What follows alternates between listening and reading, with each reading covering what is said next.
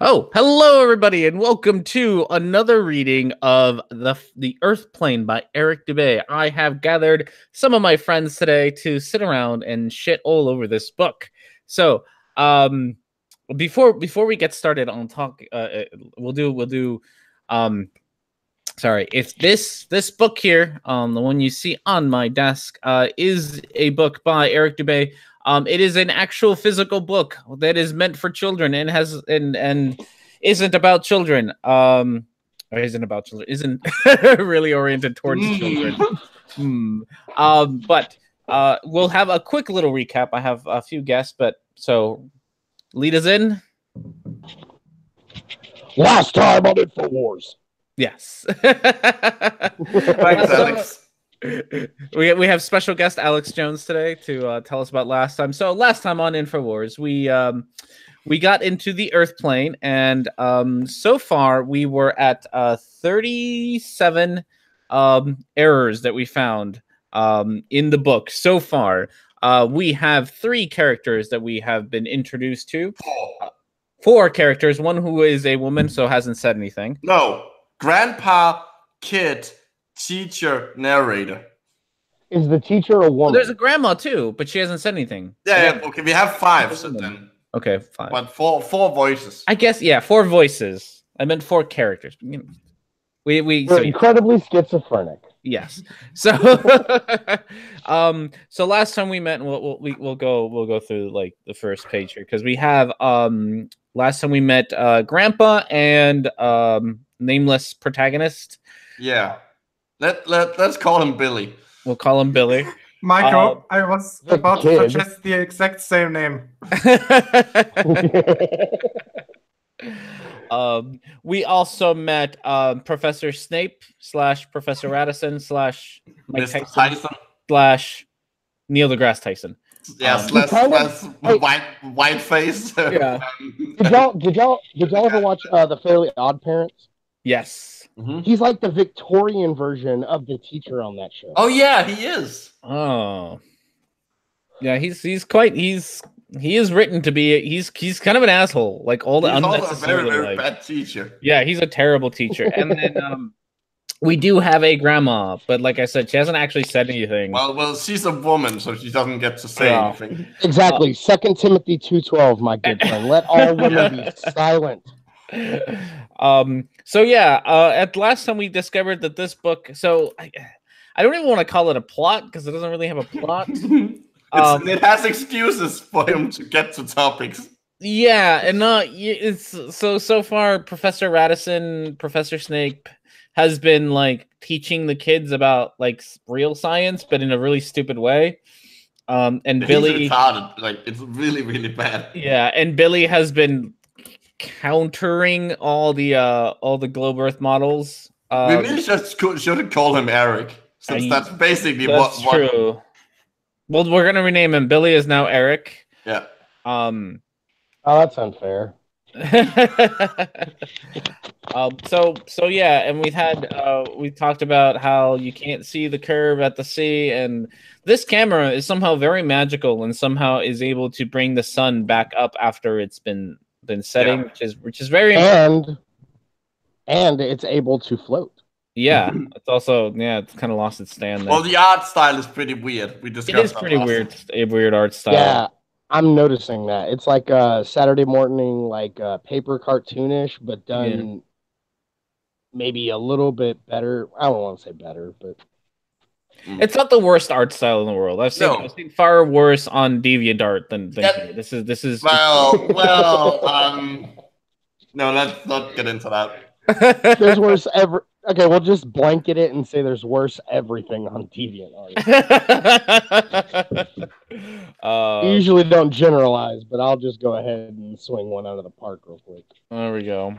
So yeah, so we made it all the way to right here, page 25. So we'll be starting there. If you would like to know, and I gotta rearrange my desk, I just realized. If you would like to learn more about the first half of this book, feel free to watch last week's stream. It's 3 hours long, and we had lots of guests reading for us. Weird tangents, and we're very sorry for being for that. We didn't really stick to topic that well. No, we did not. We did pretty terrible. All right, adjust yourself. Focus. Oh, I gotta focus. So who do we have? We presumably, judging from the picture, we probably have kid, grandpa, and narrator. Yeah. Come on, focus. I am. I'm very focused right now. Dude, I'm locked in. Are you? There it is. Okay, Yes. there we go. Yes, So, RNG, I'm so locked in. I smelly since he's well, we actually have 2 new people here. We do. So, we didn't have Gio here. Wasn't here last week. So what do we have? We probably have Gio is the grandpa. Smelly is gonna be the kid, and you'll be the narrator. There we go. Why am I supposed to be the grandpa? Because because you're the oldest. You're old. I don't think I'm the oldest, but whatever. No, I would venture a guess. I would venture a guess that I'm the oldest. No, R&D is the oldest. Definitely R&D. Definitely R&D. R&D is old enough to have a house and a wife and a mortgage. I am married after, yeah. Well, I'm old enough to have done all of that as well, but I just don't. Yeah, but you haven't, so you're not older. Ah, shit. So age is based on arbitrary. Age is based on experience and spirit. Well, these are experience points. Age is just like you leveling up, so. Dude, so you've been beating all the bug catchers, like trying to get your level up and shit. I see you. I see you. Yep, that's that's how that went. Okay. All right, so we're gonna start. Who's narrator? I forget already. You are. I'm narrator. Great, awesome. Yeah. When I got home from that is the kid. Yeah, child. Who's child? When I got home from school and told Grandpa about gravity, he insisted it was time for us to take another field trip. After grabbing a big, I know that sounds wrong. Sorry for interrupting. Anyway, after grabbing a big bucket and globe from his shed, we headed. Oh shit! We headed out to the city center, stopping out in front of the United Nations building, where there stood a large stone foundation shaped like the map of the world. In the very middle, positioned at the North Pole, was a flag flying the UN flag. Sometimes the truth is more easily hidden in plain sight. Grandpa said. This here flag and fountain show a more true map and model of Earth than anything they're teaching you in school, my boy. The fountain water representing the oceans at sea level is fully contained and lays perfectly flat. Meanwhile, the continents protrude up from sea level, giving us a practical, tactile, working model of Earth's land and water. So, at least we know where we are in the world now. Yeah. Where's the UN? Where is this fountain located? Huh? The UN building is in New York, if I remember correctly. I think it's on the East River. Yeah, I think it's in New York City. Yeah, it's somewhere in Manhattan, right on the shore. Actually, for people that don't realize it, there's an episode of 30 Rock that kind of tells you exactly where the UN is. Mm-hmm. Pay attention enough. For all of our people that don't care enough to look, maybe Google it. This one I always find funny because I think I mentioned this at some point in another video about how if you're gonna go with the whole like water is always level thing, how do tides work? Like how is it higher? How is water higher in one part of your flat Earth map and lower in another part if water is always flat and level? Well, that's the magnetism, like pulling it somewhere. Well, Bill O'Reilly would just tell you it's God.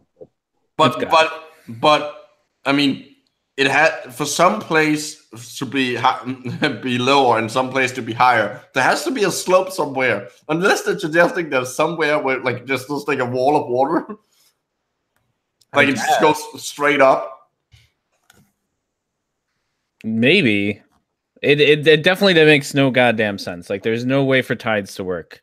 So tides go in, tides go out, guys. That's all you got to figure out. All right, so we got next sentence. I think we start with Grandpa. Yeah, with me. Yeah. Now compare that with this. Grandpa said, holding his globe in one hand, and I gotta have such a dirty mind. I can't even finish the goddamn sentence. and a bucket full of fountain water in the other. He then poured the water over the globe, and we watched as every last drop fell back to the fountain below.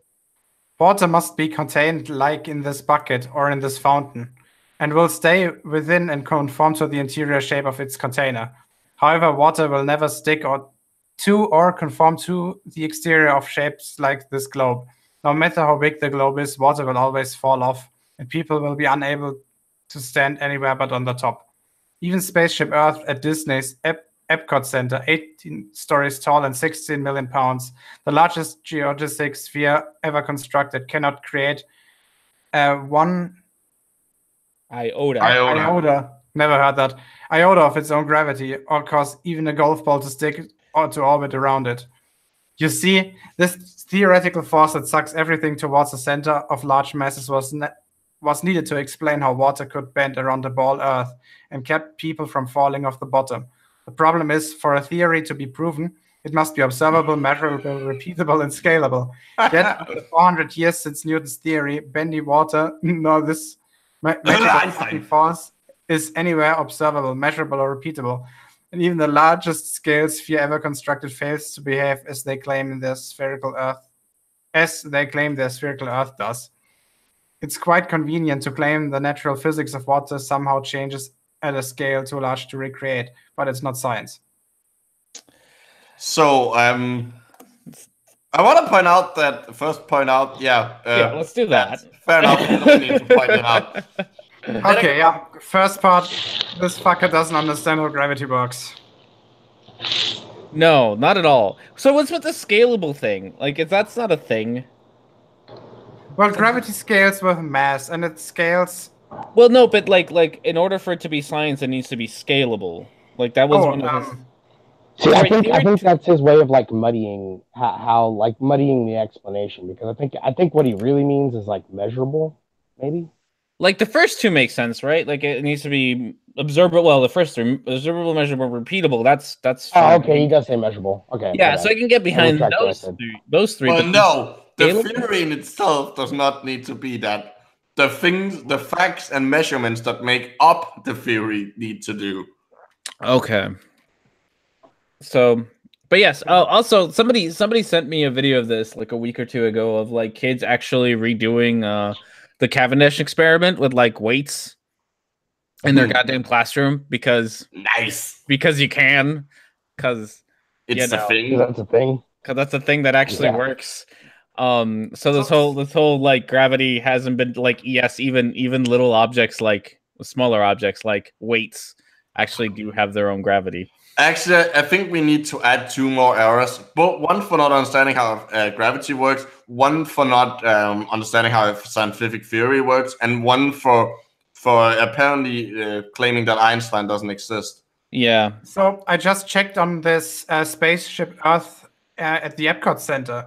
Mm-hmm. So it's a geodesic sphere with like, I don't know, 30 meters or so diameter, and it weighs 7,000 tons.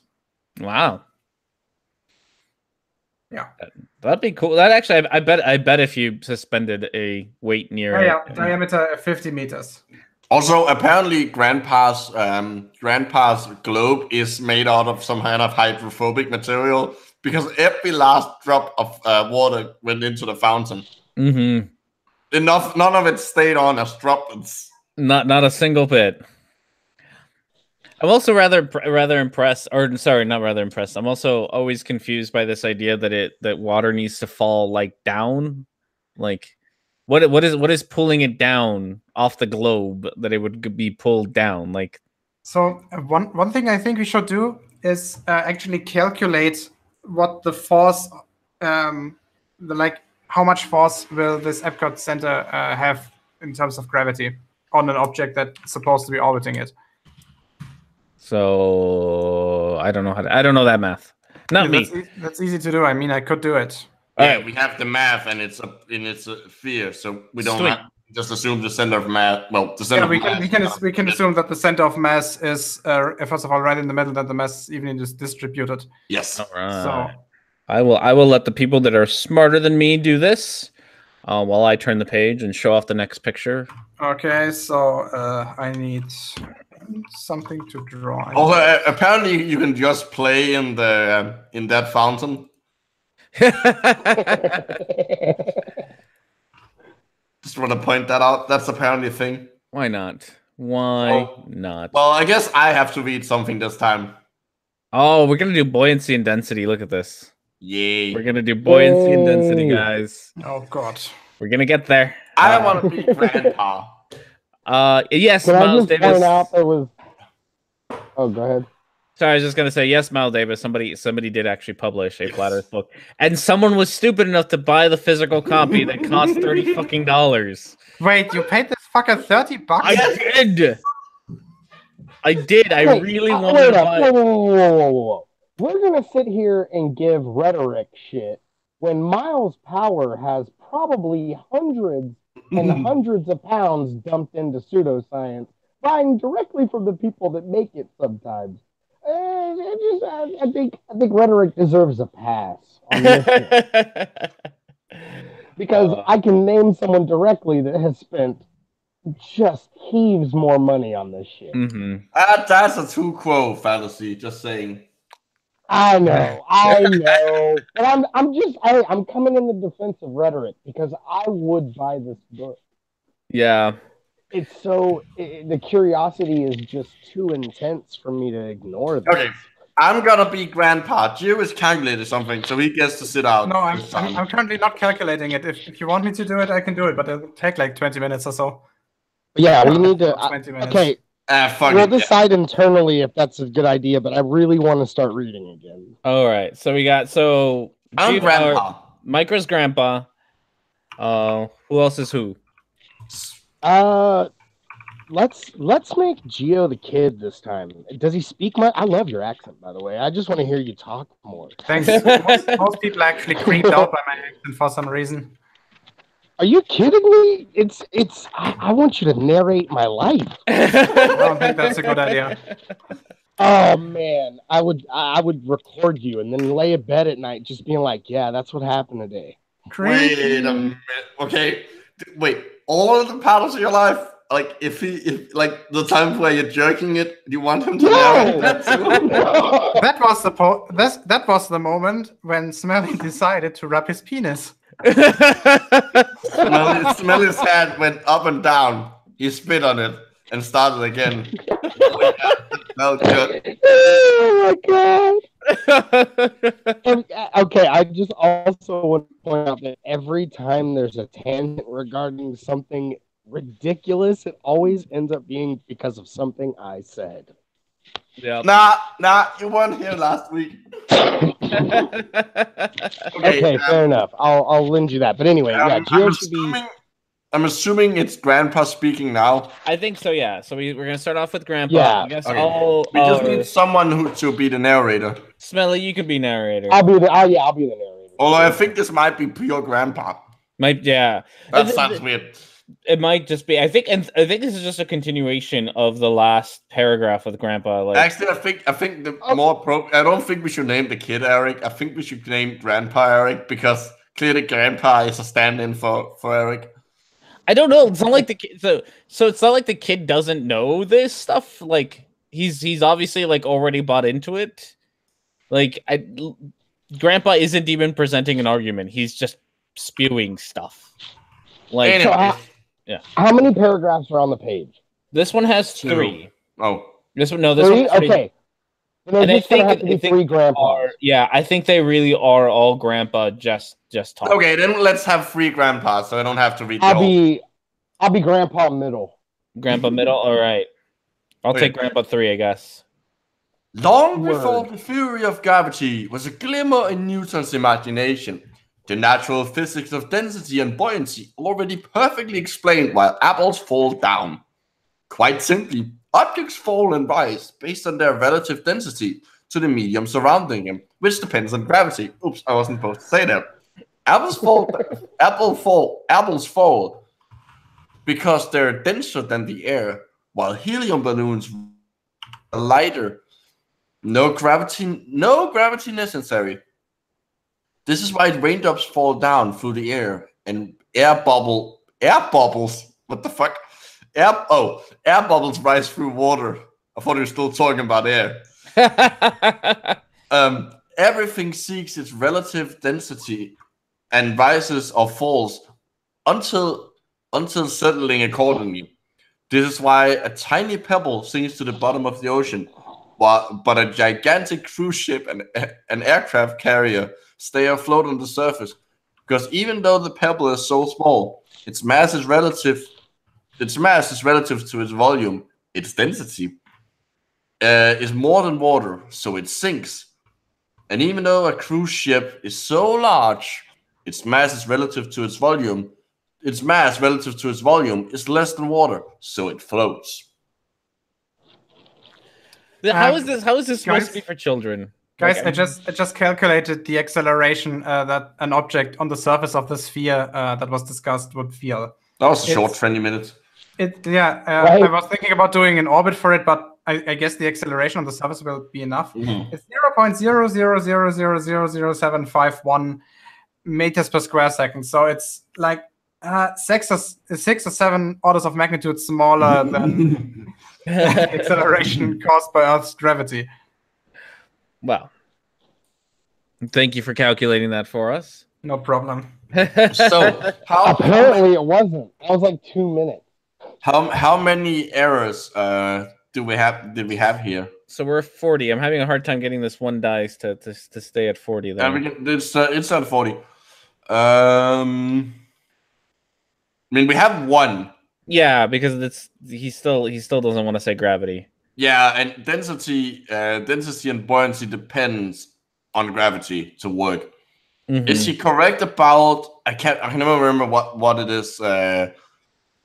Is he, because he's correct about why ships float and yeah, why I was just sink. about to ask, is that correct? Is it correct that it's because it's relative? I thought it was relative to the amount of water they displaced, which I guess is their volume. Yeah. No. Is it not? Okay. A ship can displace more water, less water than it has volume. For example, when the displacement of a ship is always equal to its mass. So if a ship weighs 1,000 tons, then it will displace 1,000 cubic meters approximately of water. Mm. But obviously, the volume is irrelevant. Yeah. Okay. Yeah. It's the volume. The volume becomes relevant once the thing starts to sink. That's how much the water will rise with. That's how it works. So he's also incorrect about what he says here about why ships float. Okie dokie. Add another one to the pile, guys. Look at that. 42. Come on, Eric. That's the answer to life and everything. The universe and everything. Yeah. Okay, here we go. Grandpa number 2. If Newton's apple had landed in a puddle instead of on his head, didn't it not fall on his head? Like, isn't that just a story? That's a myth. Just a story, yeah. Yeah, okay. Well, didn't he just observe an apple falling? I'm not even sure that's true. Yeah. Yeah, it looks maybe like the the whole story is apple completely tree made is up. like, regardless, it's just funny that he said it. Anyway, he would have seen the apple only fell through the air because it's denser than the air, but then floated on top of the water because it's less dense than water. Have you ever noticed that how it's easier to stay afloat with your lungs full of air than it is when they're empty?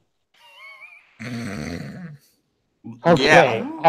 Yeah. But I mean, okay. Anyway, submarines float on the air with their ballast tanks filled with air. Man, it's saying air so many times.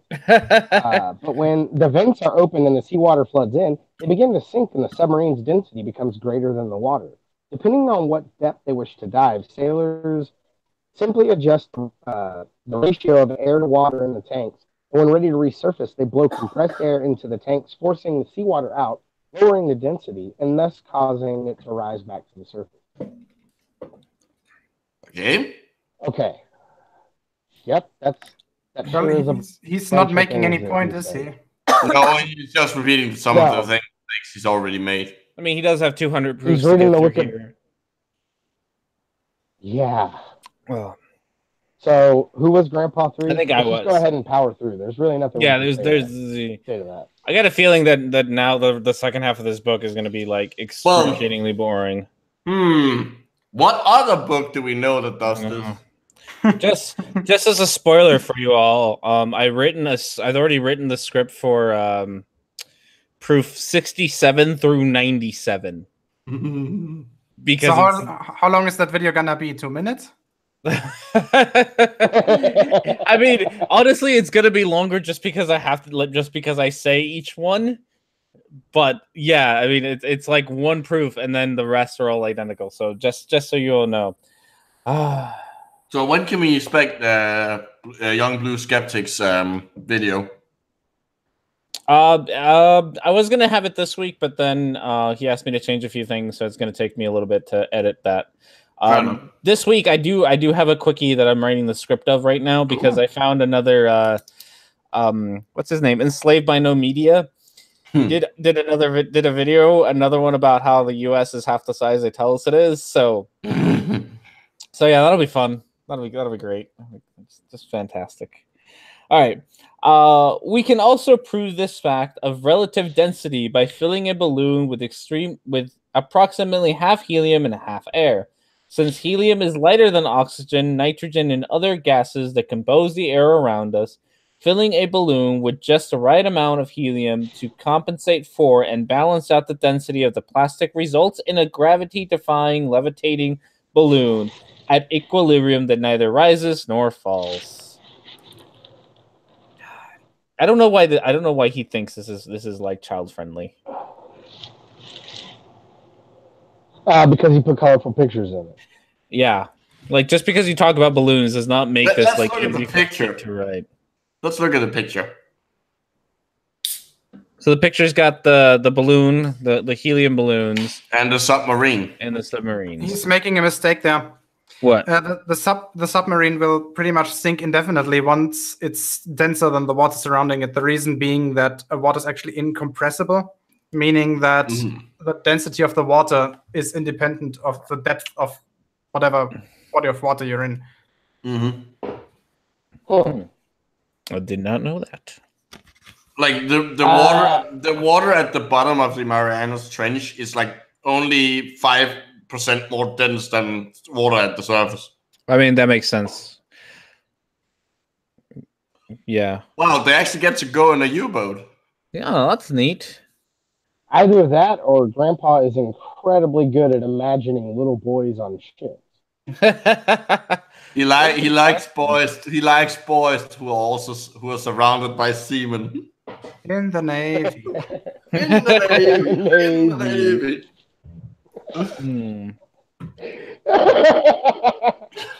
It's fucking stupid. Okay, I think this one they're actually this one actually has some do we actually have someone else talk? Yeah, we do have we have a we have a narrator right here, and then more Grandpa. So we have a narrator and a Grandpa here. I just read the first Grandpa is fucking long-winded as hell. He is long-winded as hell. So R&D, I would suggest something that you grab a bunch of text markers. One in yellow, one in green, and one in red. With the one in green marking the stuff that has actually no point. The stuff in red being provable falsehoods. And the stuff in yellow being weirdly phrased in such a way that we can't understand what he's actually meaning by it. Well, that's a great idea, but it's also going to take way too long. I might do that to like a page. Yeah. Like when I do the review next week, I might go to like a single page. Save that for the review. Yeah, that might find a page that's representative of the whole. You should make a diagram out of this. Like what percentage of the book is what? Yeah. I mean, I'm assuming like his other like 200 proofs, it's 90% fluff and 10% actual something. Hey, everyone needs a good fluffer. Not Eric Dubay though. Eric Dubay is not the fluffer you want, guys. He just isn't. Oh, he doesn't get me hard. Well, no, but instead of trying to get you hard, he's just reading you his long-winded book, and yeah, it's never a good time. Yeah. Eric DeBay seems like the kind of guy who would cry afterward. And call his mom. Mom! What's going on? And then white blood started coming out of me. Oh my god. White blood. I feel dirty. Should have And said then white. she touched me in my swimsuit area. I should have said white pea. That makes more sense. I make my own glue. Oh goodness! All right, Okay, who's gonna be first, Grandpa? I guess I'll take the narrator this time. Yeah, I think this time we don't need to split it up. I'll be the kid. You'll be If he's kid. there. I'll be first, Grandpa. At least where he starts. Yeah. All right. Come on down, my boy. Grandpa said, waving me towards the docks. Not only do submarines prove gravity doesn't exist. What? Error. They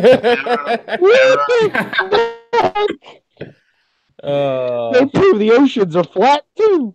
Oh my god. Is that the narrator or the kid? No, that's the narrator. Yeah, okay. Grandpa saluted the naval officer and led me aboard the largest submarine I had ever seen. Wait, he had actually seen multiple whatever. Oh, wait, it is the kid. It is the kid. Grandpa pointed out several maps and charts laying on the table. Yes, it's the kid. It's about the kid, but the kid isn't saying. It's not dialogue.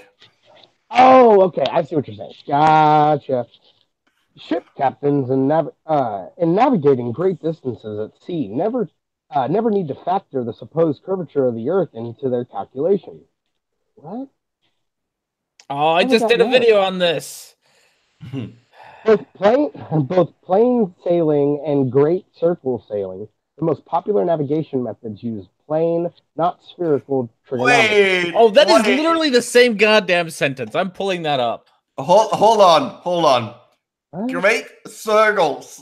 Great circles only work on a sphere, you dumb All right, fuck.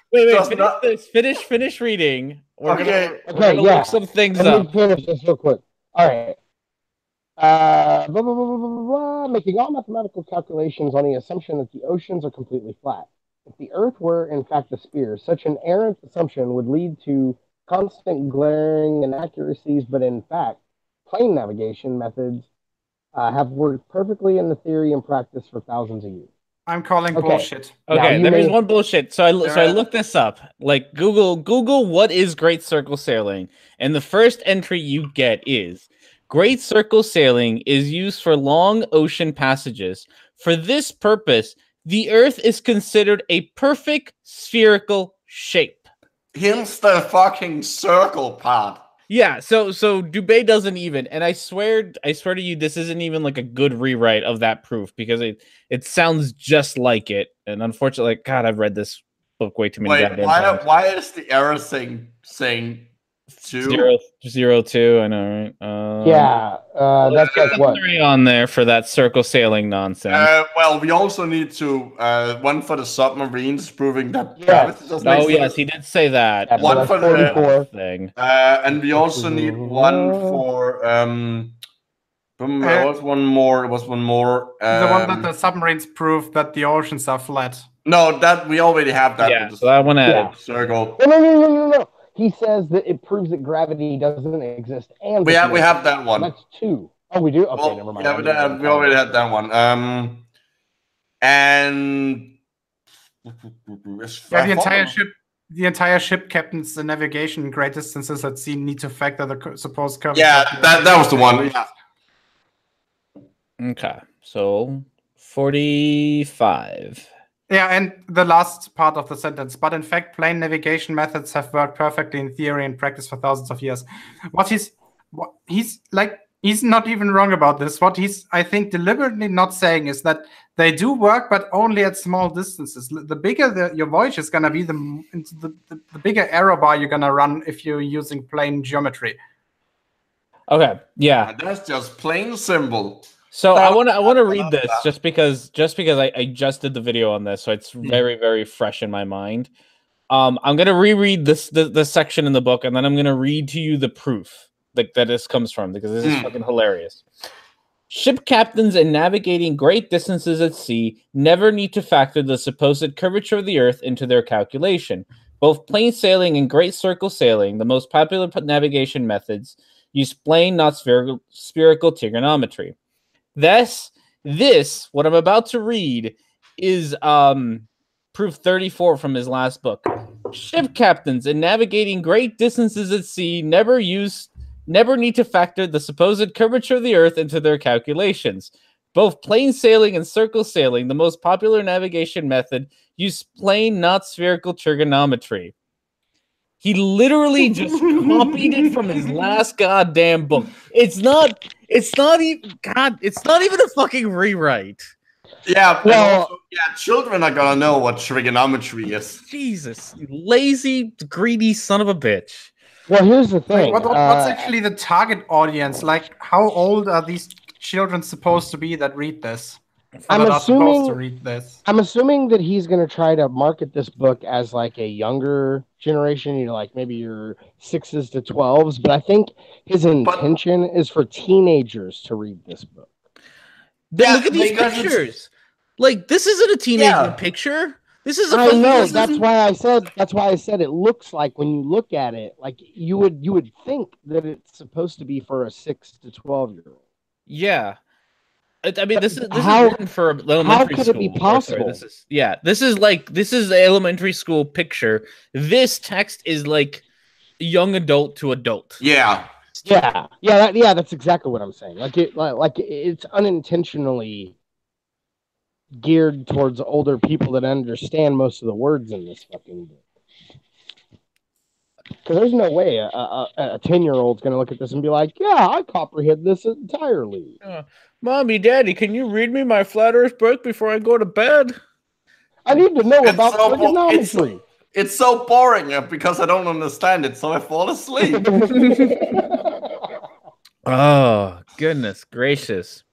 Have a look for this. But anyway, so I love this tangent, but Grandpa continues. Yeah, so Grandpa's next. Yeah, I just said. Who wants to be the next? Who wants to be the next Grandpa, or am I continuing? I'm Grandpa now. Okay, I just met Grandpa. Hi, Grandpa. Have a look for this. Grandpa said excitedly, pulling down 2 periscopes. That sounds wrong. Regular observational periscopes are able to see ships 7 to 8 miles away, while spherical targeting special targeting periscopes equipped with high-tech zoom capabilities and see ships twice or thrice as far when they should be invisible, plugged beneath hundreds of feet of Earth alleged curvature. Woo! Submarines set their depths below sea level, then travel for distances of hundreds or thousands of miles without changing their inclination whatsoever. No. If the Earth were truly a sphere, however, submarines would have to periodically dip their noses down. Their noses downward every few miles to maintain the same depth. Otherwise, they would accidentally resurface due to the ocean curvature. That's probably the dumbest thing I've ever said. I mean, that's... All right, just go ahead and toss up 3, because there is clearly... It's definitely the one on fucking... God damn it. Yeah, I'm not sure how... Like, I'm not that familiar with submarines of how far they would actually be able to see. I'm not even sure if they have 2 periscopes. Where's Jared when we need him? I know, right? Oh, God damn. Well, hold on, no. Jared wasn't on a submarine. He was on an aircraft carrier. Okay, then Steve. Somebody, anybody. Jay Brown. Somebody who knows fucking submarines needs. Has anybody seen U571? We need something. Anything at all, honestly. Hunt for Red October. I saw that one. Oh shit! There's fucking Hillel sneak attack. God damn. Hillel uses sneak attack. It's super effective. It's very super effective. It's no, it's not called very super effective. It's called hyper effective. Hyper effective. Okay, so to address Shut up, something, Micro. Pheno, what flat earthers often say is that airplanes actually, if the Earth was a sphere, would have to dip their noses down in order not to fly off into space. And what Dubé is doing here is applying the same logic, well, logic in air quotes you cannot see, to submarines. Yeah. Thank you, Red. You're welcome. Oh, yeah, and we now have Tornadopelt too. Oh goodness. This is so much fun. Oh no! What's going on now? We're reading a flat Earth children's book again. Oh, actually, we live in a flat Earth submarine. I was just. We all live in a flat Earth submarine. I knew I'd get somebody to sing it if I just said it. Somebody in Skype just sent me a message called. Well, I don't want to say his name. I don't know if he's using the same on YouTube, but he says he was on a submarine for almost 20 years, or on submarines for almost 20 years, and he wants to join. Is that fine? Yeah, you said it. Give him the link. Please. Okay, thank you for saying okay to joining a my stream, Micro. By the way, they do. Fuck you! You invited me here. I now rule this thing. They do this, Mister. This is just like the plane example. This is a repeat of the plane example, except it's exactly the same thing. Except instead of just that, it's like, gravity. All right, let me get Mr. Blue. Blue's gonna join as well. I'll send you a link, Blue. I'm Blue, dog. Please, no. Look, I will endorse any sort of getting a dumb song stuck in your head, but if you get that song stuck in my head, I swear.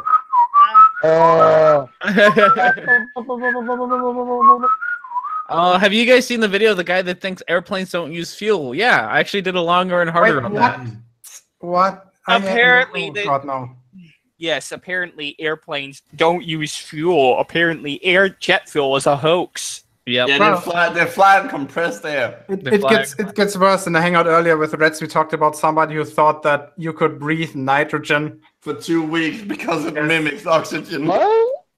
I mean, you let them try, right? Let them. I told them, like, if you breathe in pure nitrogen atmosphere, you're dead in a few minutes. At most, you're unconscious within a few seconds.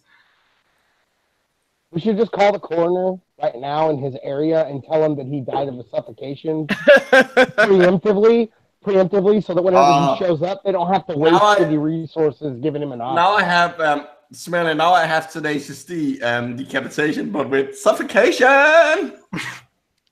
So here's a hypothetical scenario. Somebody tries to commit suicide using helium.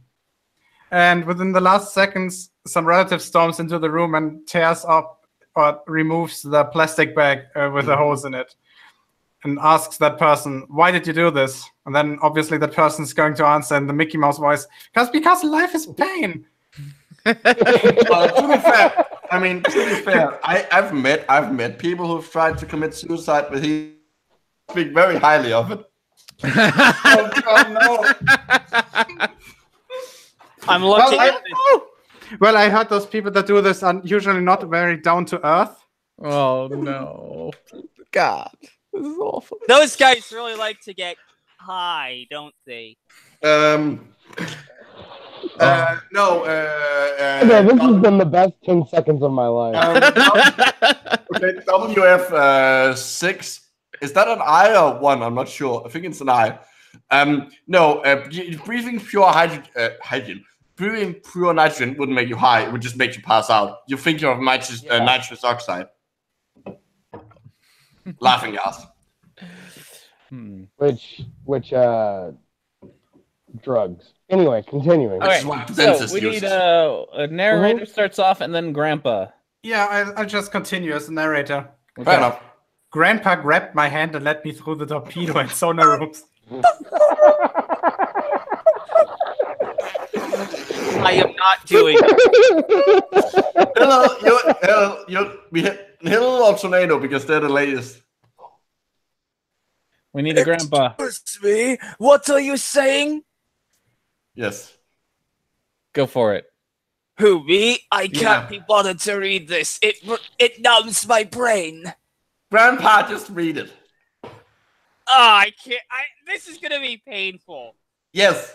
Welcome to the hangout. You join. No, I'm clenching my ass. Subs are equipped with long-range torpedoes, such as the Black Shark and F-21, which can hit straight-line targets over 30 miles away. These are very advanced pieces of technology, mind you. But if the Earth were truly oh God, it hurts!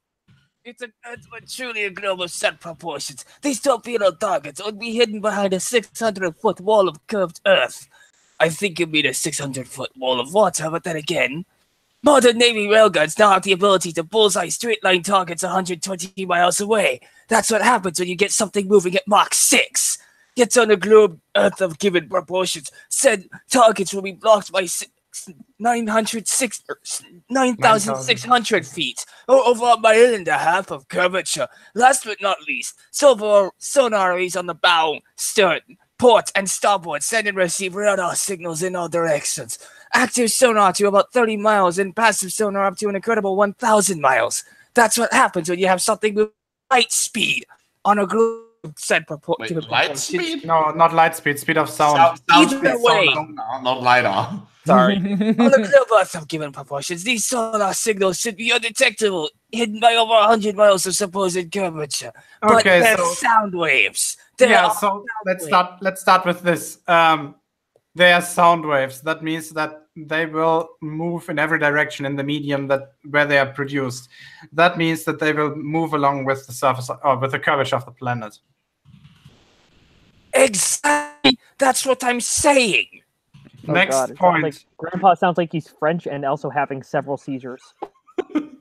Wait, are you saying that they are It has French? flashbacks to when he might have been Scottish. Hold on.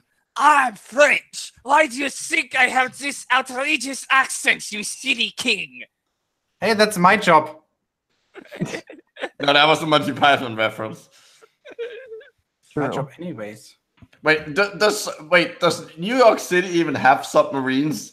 Is there a submarine port nearby? I think so, yes. There might be a museum or something. Eric Dubé, I have to say this. Your mother was a hamster, and your father smoked of elderberries. Now go away, or I shall taunt you a second time. You know, this whole Monty Python skit actually introduced more science than this whole entire book. Well, yeah, because it talked about the flight velocities of an unladen swallow. So one thing I'm actually curious about: why is this guy mentioning all the names of the different weapon systems? What kind of relevancy does it have?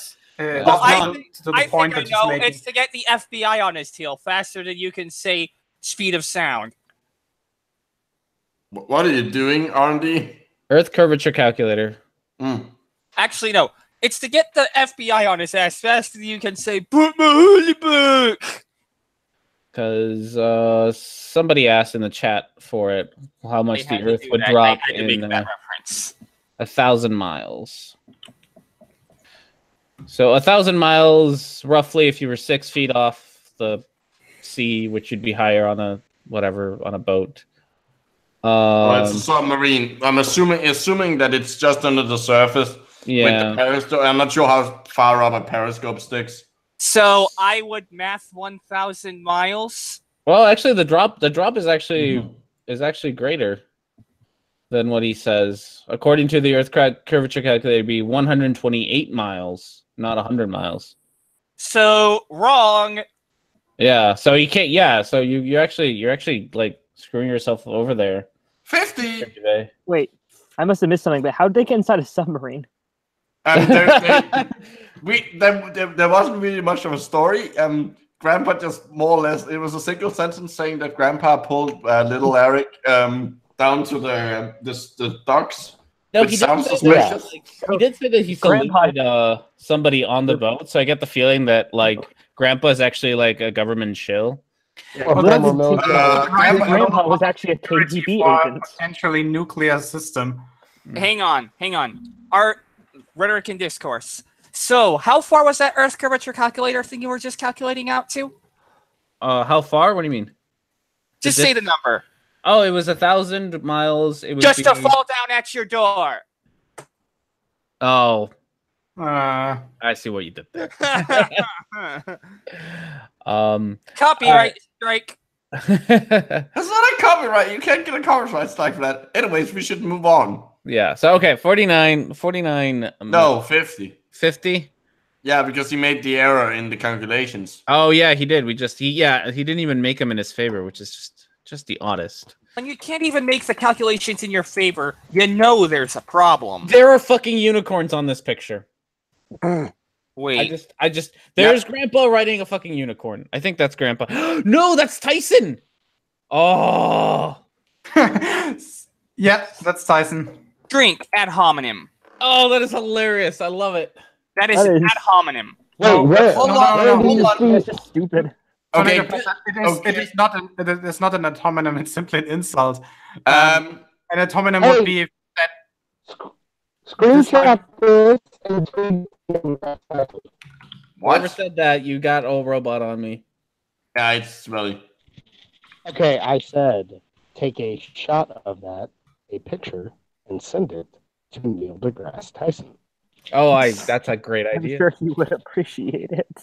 Yeah, does he have because- They got his vest wrong. That's not how it looks. does he have It some? just looks like he has. Yes, he has. Yeah, But they're smaller and higher up, and there's a bunch of moons on it as well. Yeah. But that's hilarious. Look at that. There's Neil. And then we have But the... he's way fatter on the picture than he is in real They life. did not. This is not... He's actually fatter. I mean, he has a bit of weight to him. Micro. He's actually like super buff in real life. Micro. Oh, Two yeah. words. Artistic license. Fuck Well, him. He's a big dude, but he's not a fat dude. He's just a big dude. Like, Well, I I just think you would think it was funny. Have you seen the pictures of him from when he was younger? yeah, he used to be He's like a a wrestler. fucking- Oh right? yeah, he was like a monster. Yeah, he's In like the most fucking built, respectable like- way. Yeah. Hang on, I think I just got a joke here. We have Dwayne The Rock Johnson and Neil the Grass Tyson.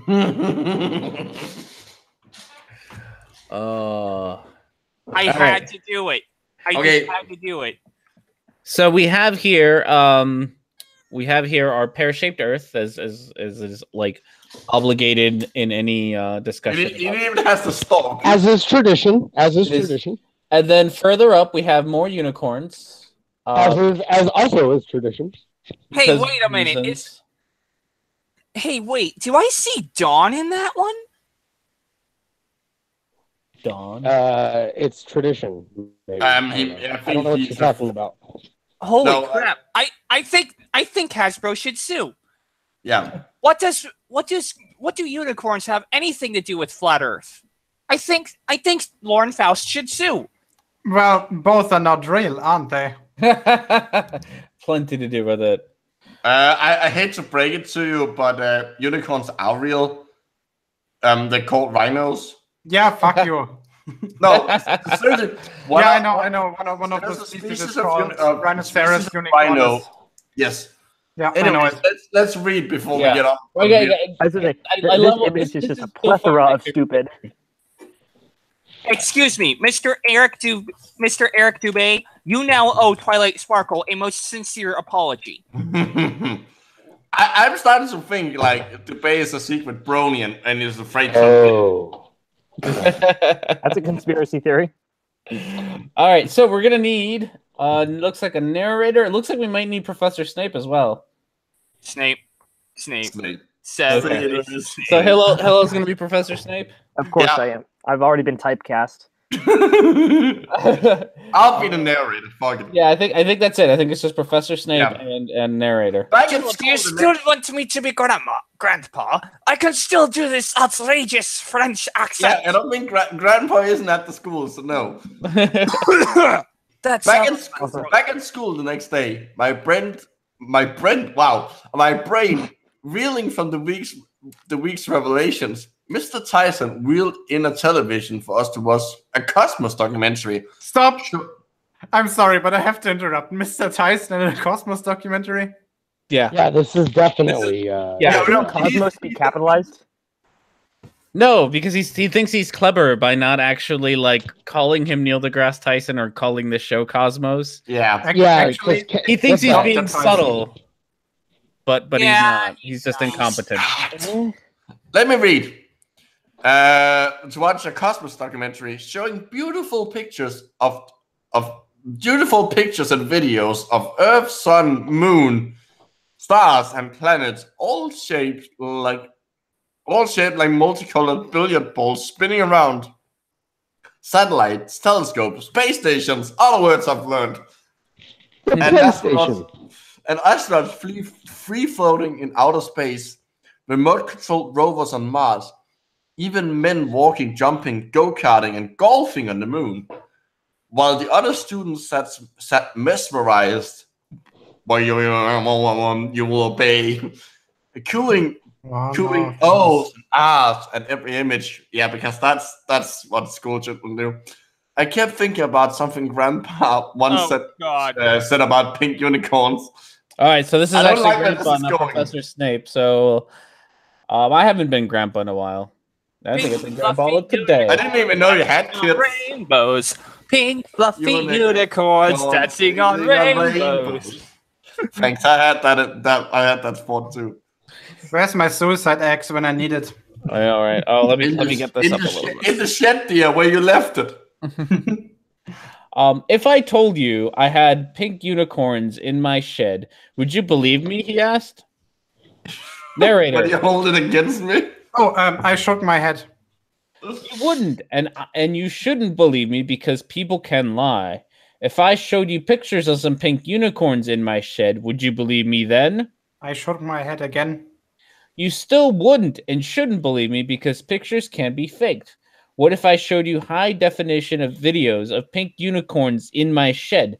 Then would you believe me? I shook my head once again.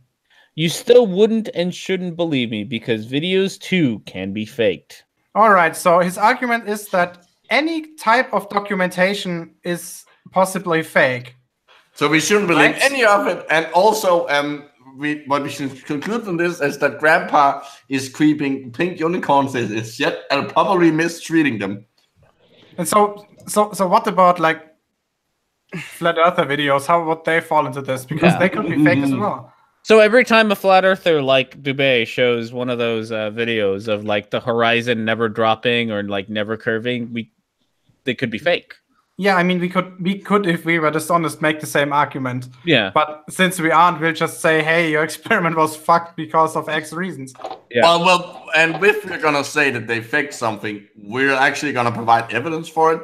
Like until you have good reasons or evidence to expect something to be have been faked, like the default assumption is that it's real.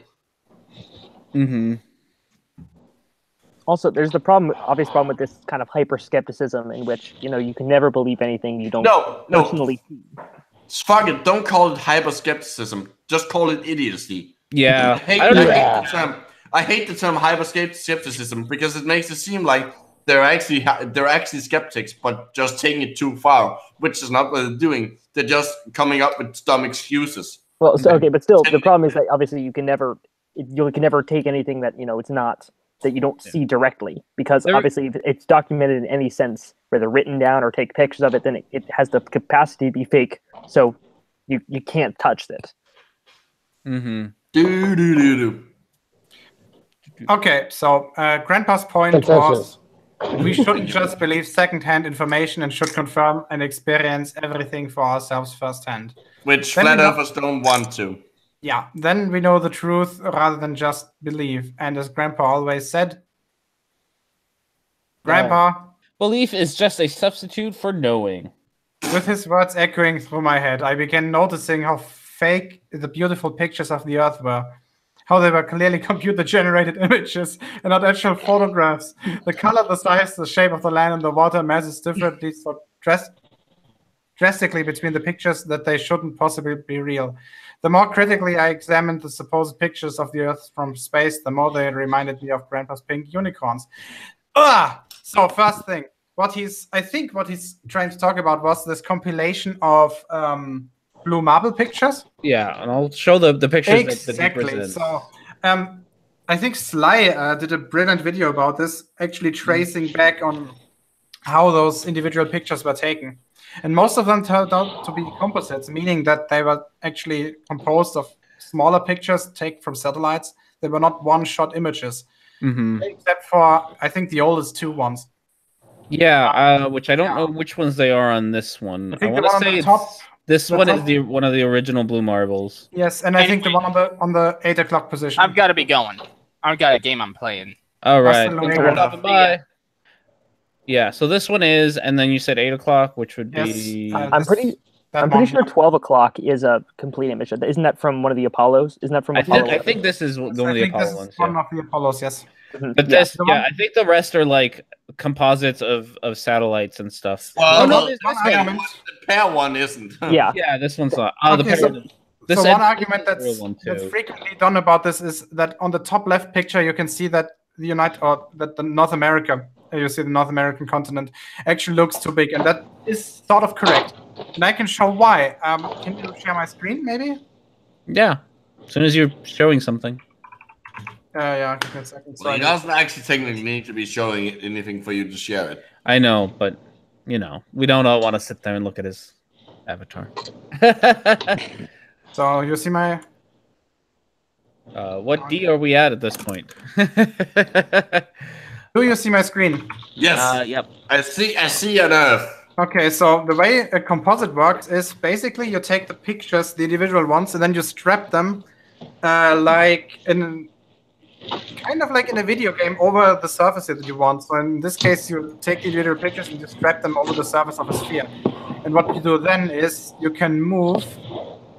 That was the wrong one. Smelly, you're making quite a lot of noise. Yeah. Sorry about that. I'm going to mute myself for a minute. What you can do then is you can move closer to the surface of the sphere, or to the 3D model of the sphere, or farther away from it. And this is what is creating this effect of North America looking too big. Yes. So in the left one, I'm actually getting closer. But what I'll do then is I'll change the property of the camera in such a way that it's getting more like a fisheye lens. So you see in this case, I'm close to the surface, yet the actual images appear to have the same size. On the right side, you can see how it looks without distortion. And on the left, you can see that the picture is distorted, showing the North American continent to be larger. This is a direct result of the way that the image was processed while combining the individual images. Yep. So there's 52 errors. Because Dubé, you're back to the book. Back to the book. Yeah, I think we got everything on this. And page. the pair in that picture is exaggerated. Yeah, like, this when Neil deGrasse Tyson says the Earth is actually slightly pear-shaped, what he's referring to with the fact is like the fact that it is sort of pear-shaped, but it's like it's very, very minimal. Yeah, and even because my favorite part about that quote when he actually says it is at the end of that interview, he actually says cosmic, like something it's like cosmically speaking, the Earth is practically a perfect sphere. Because it is. He's talking in hyperbole about like the minute changes that we measure on the surface of the Earth that oh boy, here comes the moon landing. Hey, so what does the moon boy. landing have to do with the shape of the Earth? Well, if the Earth is flat, we can't go to the moon because reasons. Well, so that's not technically correct, Micro. I mean, even if the Earth were flat, I know that. That was just. I didn't pick on your sarcasm, I guess. Wait, you didn't pick up the sarcasm when I said because reasons. No, it's actually because the flat Earth the flat Earth moon is sometimes completely it's not just transparent, it sometimes doesn't exist. It goes through phases of more and less existing. So if they landed on it, obviously eventually if you landed on the moon, you would get so much moonlight that the combustion going on inside you would stop because the moonlight stops combustions of bonfires. That's true. It does. I'm not making that up. That's one of the base actual arguments. Humanity deserves to be wiped out. All right, we need a grandpa and a narrator. No, wait. It's the other round. Okay, I remember. Fuck it. He says something stupid about bonfires. Yeah, I have it in my video, which I have it correct. Mm-hmm. Yes. So who's doing? Hillel is grandpa. Hillel's Okay. grandpa. I'll be narrator. Okay, I think that's we might have Eric in here or child person in here. Yeah, if we figured out. Let's. So Hillel. Have a look at this, my boy. Grandpa called me into the study and pointed to his computer screen. The same footage I had seen at school of Men on the Moon was playing. Only this time, the speed was doubled. My jaw dropped slowly as it became clear the astronaut was actually walking or jumping, go-karting, golfing on Earth, but edited at half speed to give a low gravity illusion. That wouldn't give that. Yeah. Somebody you got to look this up. It's and I wish I remember the name of the video, but somebody who's actually like a filmmaker went through like what the process would be at the time to make a film go slow like that, and how much film is actually, because like the moon landing as we sort of know it now is kind of a bunch of small clips, but the moon landing when it actually happened was like this. It was what, like 2 hours, 3 hour long thing. I think Apollo 11 was about. Do you include everything, like being outside the capsule, or from landing to taking off again? I think just being outside the cap, like the whole process was more than being outside the capsule. I think they were only like 2 or 3 hours. Yeah, but it was because that's the part that they're faking here. They'd be like 2 or 3 hours of faking this footage in a time when they didn't have digital cameras and it was all film cameras. And just to have the film be able to do that would be like just reels and reels and reels of film. It's a great video. I'm gonna have to. Wait, are you saying it would be unreal? Yeah, ha! I am. Thank you, Hillel, for that. It's just a little golf clap for you.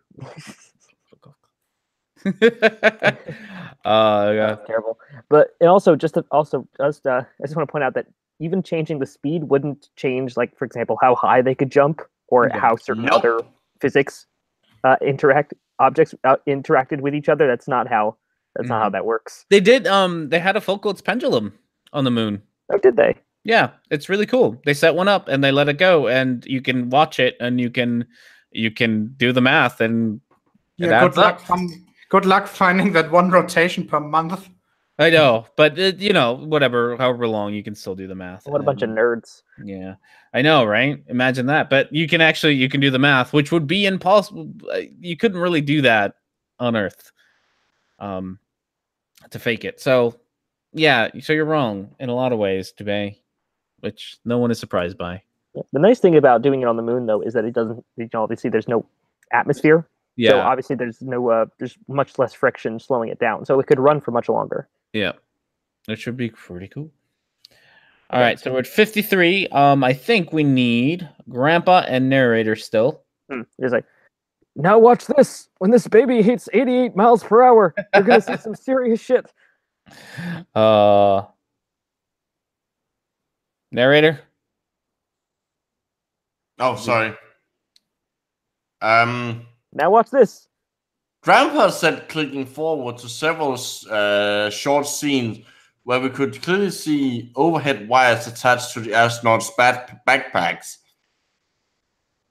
They even used the same backdrops over and over, like black. Grandpa said, showing me video and photos overlay of the exact same hills, dunes, craters appearing at supposedly different locations on the moon. There was also clearly dividing lines on the floor between the foreground and backdrop, lens flare and diverging shadows from multiple light sources, even overhead spotlights reflecting off astronauts' visors. I'm surprised he didn't put astronauts in quotation marks. all proving the footage was filmed in a studio. No. Yeah. Like, why would lens flares be impossible on the real moon? I don't know, because cameras don't work differently on the moon. Wouldn't you expect like multiple lens flares from multiple sources? Now that'd be something, but just one lens flare, that's just light. That's just how light works. Anyway. And I think on the other side, on the page full of pictures, it looks like Dubé just took like a bunch of screenshots from like flat Earth YouTube videos. Yes. Yeah. So, you know, there's that. What does copyright say to that? All of NASA's footage is public domain. Yeah, NASA stuff, but if he's taking YouTube videos, like, I'm not talking about the footage itself, but if it's overlaid with YouTube stuff, right? Yeah, it is comments. Yeah, there are commentaries there, so. I would think he would have. I'd be smart enough at least to ask permission for that. No, at the very least, the video. Yeah, he wouldn't. No. Okay, good point. He's not that smart. Yeah, remember, he's a flat earther. That's a good point. Okay, so I'll do the grandpa this time, I guess. We can expose the photo trickery now using Photoshop. Graham, does that mean no? That's you. They wouldn't have been able to do. Micro, I think this is you. No, Grandpa said opening several NASA's official photographs of Earth taken from the moon. Just adjust the brightness and contrast levels a bit and look what happens. As Grandpa increased the brightness and lowered the contrast, rectangular artifacts suddenly appeared around the Earth, proving them to be doctored images cut and pasted into place. Other pictures we adjusted showed shadows being cast onto the blackness of space. Again, proving that they were in a room with black walls and ceiling, and not actually on the moon. I see two problems with this. First of all, more. I see a lot of problems. Okay, so back then everything was done analog. So those rectangular artifacts that they're talking about are usually a side effect of compression in digital photography. For example, in JPEGs, which is this is not expected in an analog picture. And it's not surprising on a picture to see that on a picture that is mostly the same color, because you have big chunks that is almost the same color, so you can make big squares. Yes. Also, that's how the compression works. I don't know if any of you have ever worked with analog cameras, but I have, and there is a technique where you can put things into film, after you've already shot it. But it is not. But you're not gonna. It's called dodging and burning. So basically, you take the film, and then you get an image that you are a different image, and then you either with the light either burn it into the previous image or expose the whole thing, and then leave a spot where you mean double leave exposure, it blank so that the light doesn't hit that spot. So, you're not going to get that square around it. Otherwise, I mean, it's an actual art technique. Because if you always did it and got that square, that's really ugly. So you wouldn't expect that square thing around it if you're working with film. Yeah, for whatever reason, Dubé thinks that they had Photoshop in 1969. That's about as close as you can get. No, he's not saying that. He's saying that we can expose it now with Photoshop.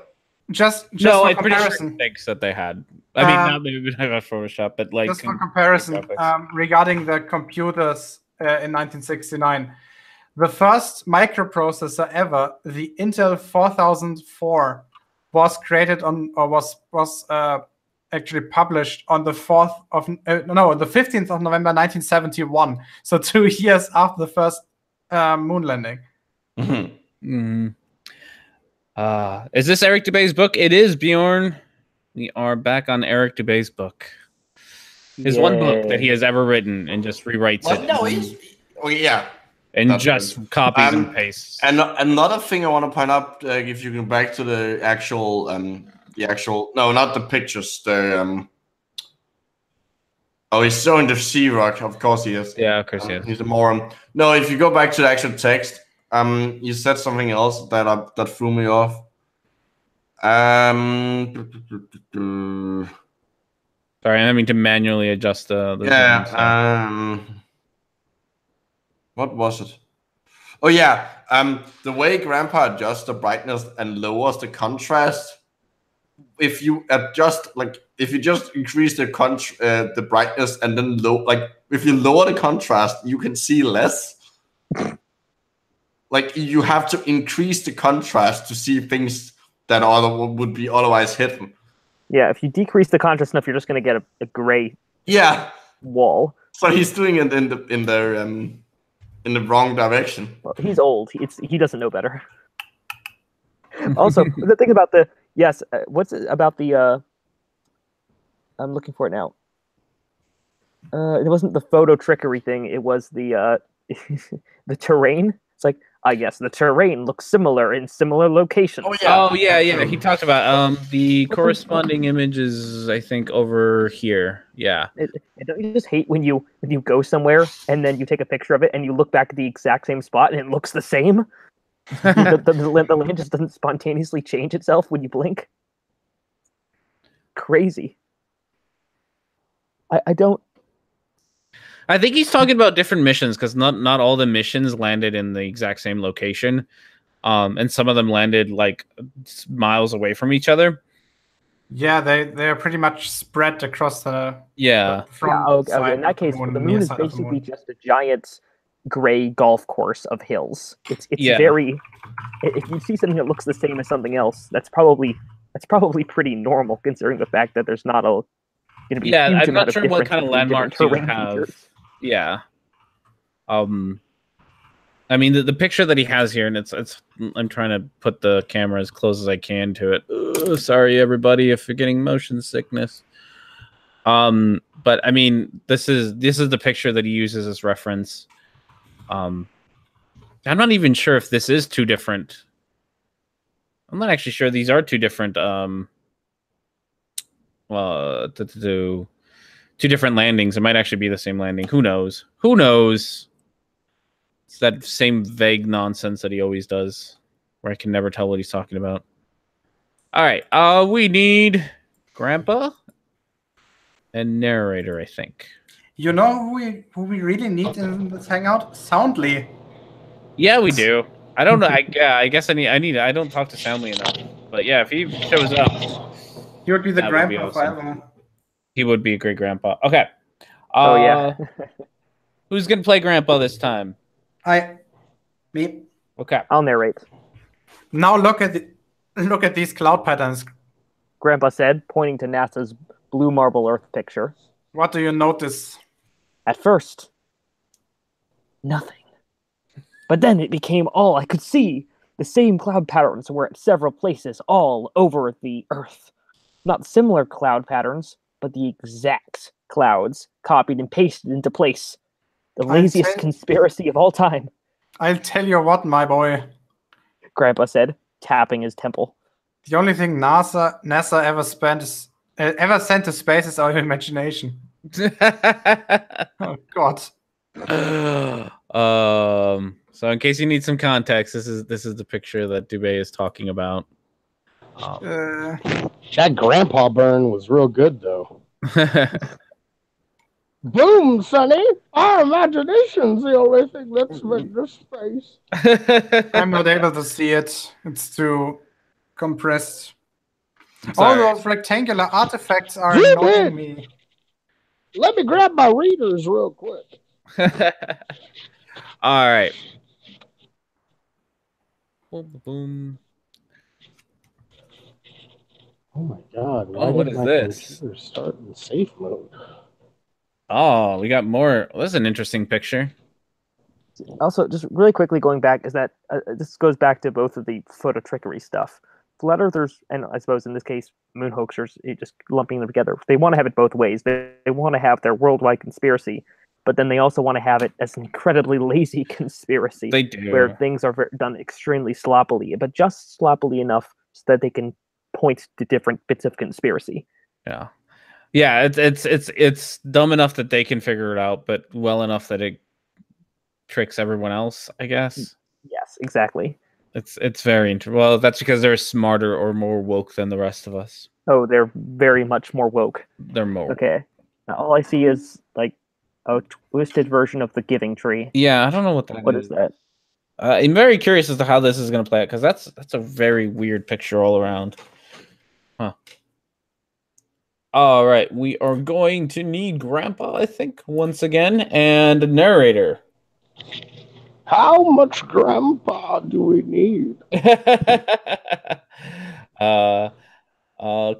Sorry, Sif is saying things, and I don't. Sorry if I can't keep up with the reading.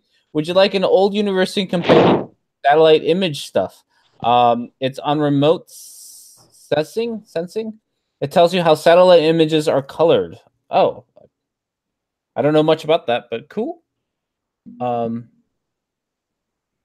right, so who is next? Okay, I can do Grandpa if someone else wants to narrate. Someone narrate. I'm back, by the way. I have more beer. Well, then we should let Micro narrate as long as he's still more or less sober. More or less sober. I've already had like more a liter of beer. That's more or less sober. It's not more or less. It's just more at this point. He needs a goddamn liter of cola. I can read as the narrator. All right. Can you? Yes. Narrate away. Yes. Grandpa pointed out the office window to the afternoon waxing. Wait, what? Grandpa pointed out you pointed out the office window to the afternoon waxing Chipper's moon. What? That is it. Okay, it's not just me being slightly drunk. That sentence literally doesn't make any sense. What does Chibbers mean? That's stayed in the moon. Yeah, it's like more than 50%, but not completely full yet. Ah, okay, got it. Look at the picture. I think what doesn't make sense is that he says afternoon and even in the picture, it's not really afternoon. Like the moon, the picture that he shows the moon is. But you don't go for the faces of the moon aren't in the afternoon; they're at night. Look, guys, in this picture, the moon is clearly drunk. It needs to go home. It's drunk. That is very clearly. Yeah, I think what he's talking about is that you can see the moon. You know, sometimes you can see the moon at sunset, sunrise. Oh, I hope not. On the opposite side.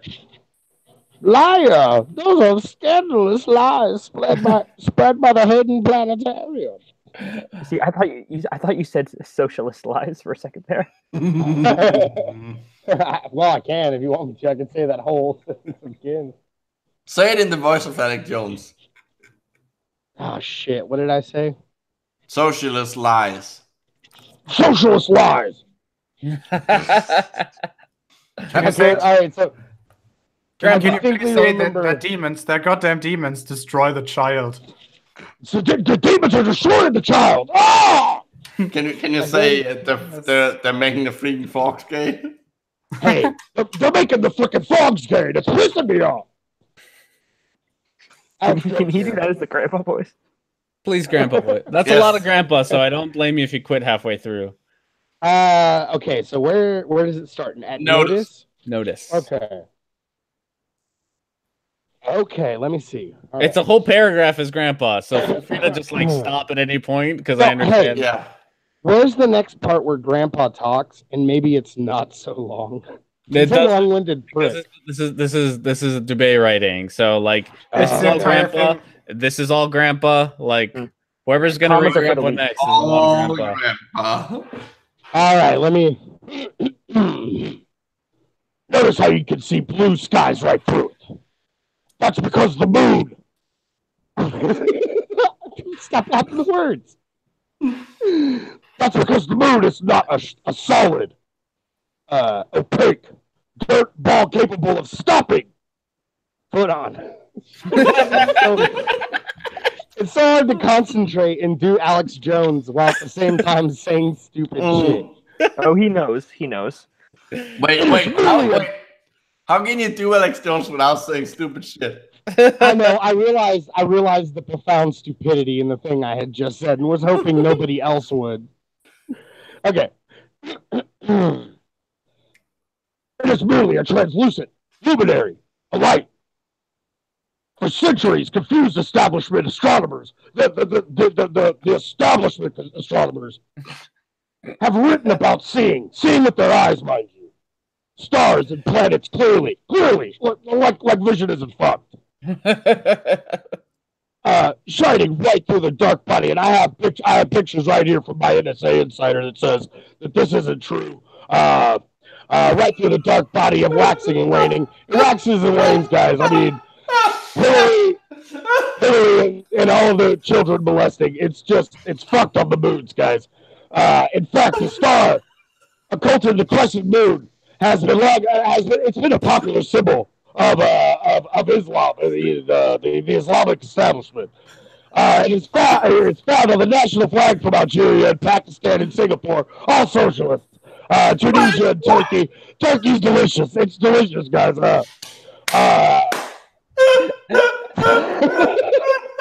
These same goddamn myself. I'm trying real hard here, buddy. These same confused astronomical experts in huge air quotes, tell us the moon has no light. It's got no light on it, guys. And it simply reflects the sun's light, which is conspiracy all on its own. But this is also probably incorrect, as the two lights have altogether different and opposing properties in opposition. Like me and the establishment. For example, the sun's light is golden warm. It's warm, guys. Drying. No, go on. I'm gonna make it to the end. Preservation antiseptic decreases from combustion and prevents plants to turn the frogs gay. An animal gay frog substance from the decomposition, while the moon's light is silver, cool, damp, purifying septic. Purifying. Putrefying. Excuse me. Putrefying septic. Increase 5 combustion. Wait, fire. Okay. Increase fire combustion and causes plants and animals substance to decay.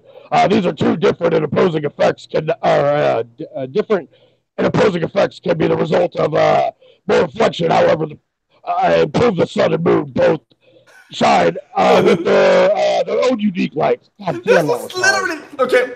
I know. You want to find? I'm gonna find it and I'll read it. Because this is a complete repeat. This is the proof he's gonna. I can even read on. This is the proof. The two proofs I did for a video on. I think it's 122 and 23, right? Yeah. No, not 20. 33 and 30. 32 and 33. 122 and 23. Okay. I just love. Can we point out real quick the fact that he's going to use the use of certain celestial bodies on a flag to prove a point? Yes, I love that. That is so stupid. See, what I want to do is I just want to point out the fact that he said the moon is a translucent luminary. Now, no, yes. Those seem to contradict each other. Yes, they do. Yes, they're in direct opposition. He said that light can pass through it. Also, he said that sunlight will decrease combustion because we all know if you heat things up, they burn less. Oh yeah. I found that the more ice that I put in a bowl, the more on fire it gets. Direct correlation. Yeah, exactly. The causation and correlation are butt fucking right now. Actually, also, I don't want to spoil my video, but he has the colors the wrong way around. The moon is actually more golden than the sun. It's just because of how our eyes works that it looks more silvery. Actually, Rhetoric and Discourse, can you please show my screen?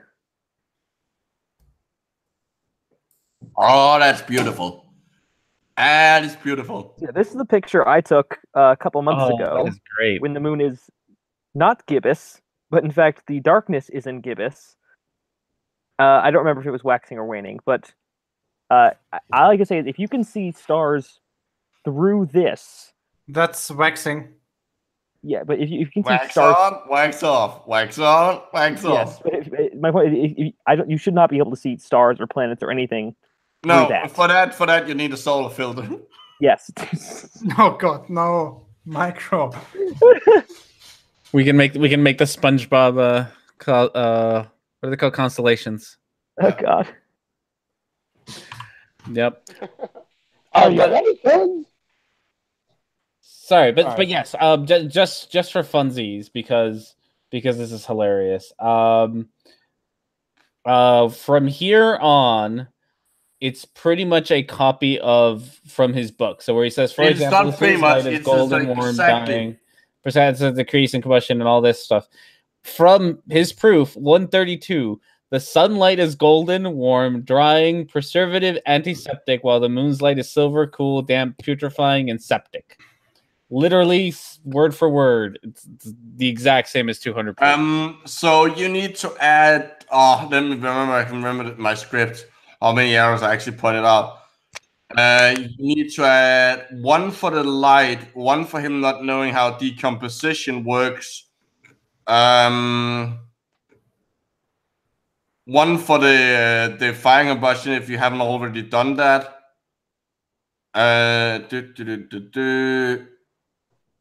And you need 1 for saying that it's the moon's light that causes plants and animal substances to decay, when in fact it's microorganisms. Yeah, that's about it. All right, How we about made one more for 60. saying that the moon is a translucent luminary? When, as We already for added example, that one. As for example, as Yeah, I that showed, was the you first can one. actually, with proper exposing, if you overexpose the image of the moon, you can actually see the rest of it is still very much there. All right, we need Grandpa number 2. Because Okay, Young Blue Skeptic, you do not trust me. I will get into why light can't be cold. Why that makes no sense in my video. Trust me. Blue.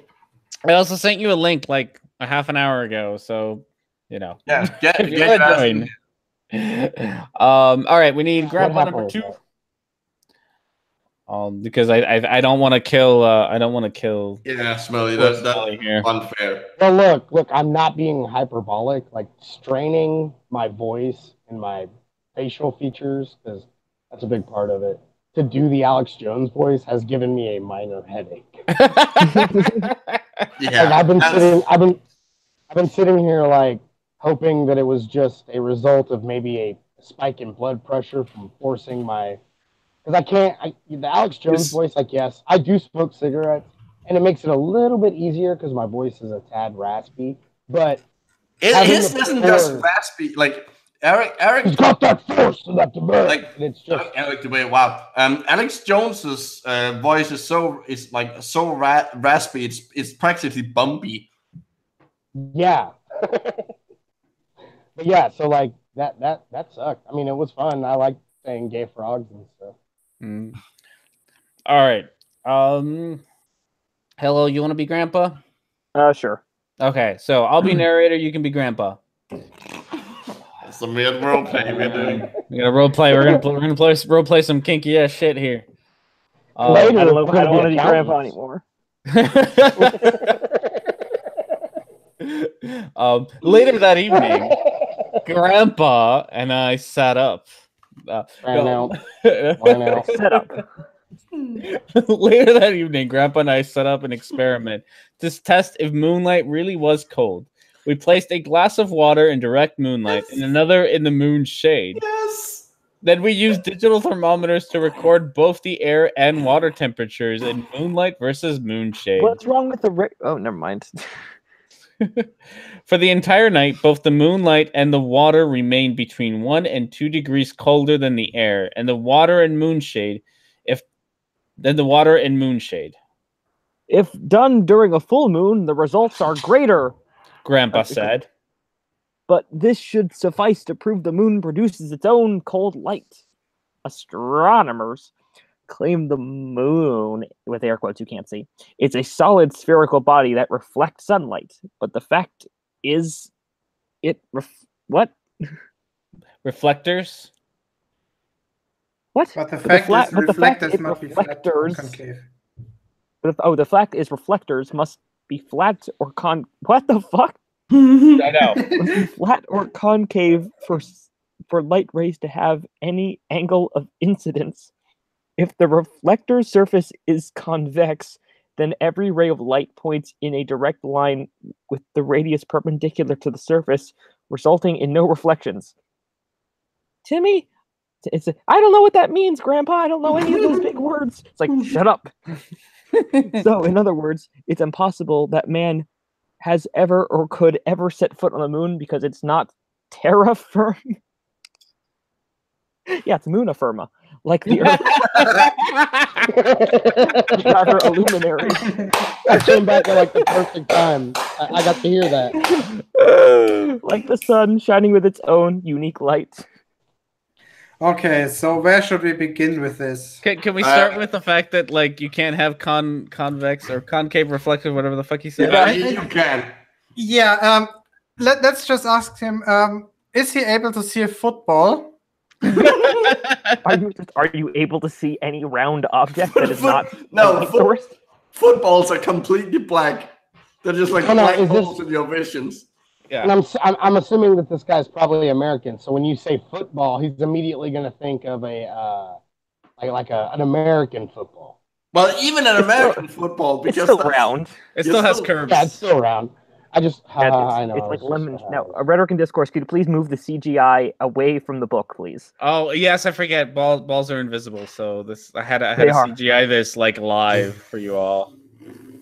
Holy shit! You are the best video editor I've ever met in my life. I learned. We had more errors. Yeah, I know we do. Sorry, I'll go back to this page and. Yeah, we also had the whole like cold like moonlight is cold. No, it fucking isn't. It has to do with how objects cool down at night, and if you put them in shade, that means that they're close to something, which warms them up and keeps the heat in. Also, if moonlight cooled things down, then that will mean that what photon or whatever equivalent of was coming from the moon would have to remove energy from whatever it hit in order to cool it down. And if it did that, then you wouldn't be able to see the moon because your vision depends on the photon adding energy to the absence in your rods and cones. There you go. Anyone else? Holy shit! I just debunked the flat Earth argument using biology. Well, hey, I just realized something. I guess that there actually is another point I want to make. I wonder if they understand that trying to prove this, they should be able to like increase the strength or the amount of this effect by passing the moonlight through a lens to concentrate it. Exactly. Yeah, And you should be able to freeze a measure- glass of water doing this. Yeah, more or less that'll do. Obviously, a bigger lens would do better, but whatever. In any case, if they then measured the surface of whatever object they're shining the light at, and they would measure bigger effect, they would pretty much prove it. But of course, they don't because they're idiots. Yeah. Yeah. All right. That So was now, something I thought about a while ago, which is basically that if you obviously if you concentrate moonlight, those are the particular I forget what they're called, but those solar farms they set up an object in the center and then they have it surrounded with they shine it up. One of those. If the moon actually cooled things down, they would have to turn those mirrors away, or they will lose the energy at night. oh, that's a really good point. I never thought about that. That makes sense. Huh. Cool. Yes, it's almost as if the more you look at his arguments, the more the path. Yeah. Cool, just like moonlight. Anyway. The titular plane finally appeared, guys. That's on a aerodynamic what? kit. 37. Page 37. Plane is finally here. I'd like to know what government okay. has. SciFDK has a good point. Here's a fun fact, R&D. Middle of the night to see the dark bit of the moon, you need to overexpose by 8 stops. Right after sundown, you need 9 and 1/4 stops overexposure. And one stop equals double the amount of light. I didn't know. That's some cool facts. Yeah, well, SciFDK is a total like photography nerd, so he knows this shit. and having met Bo Holbo, I met him yesterday. Oh, did you? Oh, that's cool. Yeah. Yeah, he's just as much like a photography nerd and audio nerd. It's amazing listening to him. Like he just like keeps on going with facts you wouldn't know. Otherwise, I would not have known. So that's cool. Very cool. All right, we need narrator and grandma. Vodka. Grandma. Grandma. Oh my god, can I do grandma? Do we actually Yes, have? please do, grandma. Oh, okay. Blue Marble. Oh, sweetie. Blue Marble is here. He needs to do something. No, blue marble, grandma. He's Blue Marble British, so grandma. he can do he can do grandma. No, he needs to do the It's not narrator. like the queen. All right, Blue Marble, you can be narrator. Yeah. Yes, Smelly, you can be grandma. I'll be grandma. Okay. Oh boy, this is weird because Blue is 14. Everything is weird because Blue is 14. Yes, but it would still be funny. Wait, Blue. When is your birthday? When are you gonna turn 15? Soon. Soon. That was really cryptic. All right, Blue. Whoa, I can't read that. One sec. The next morning marked the start of a long weekend, and Grandpa woke me early from a sound sleep, saying, "We're going on an Whoa, No. epic adventure." That's Smelly.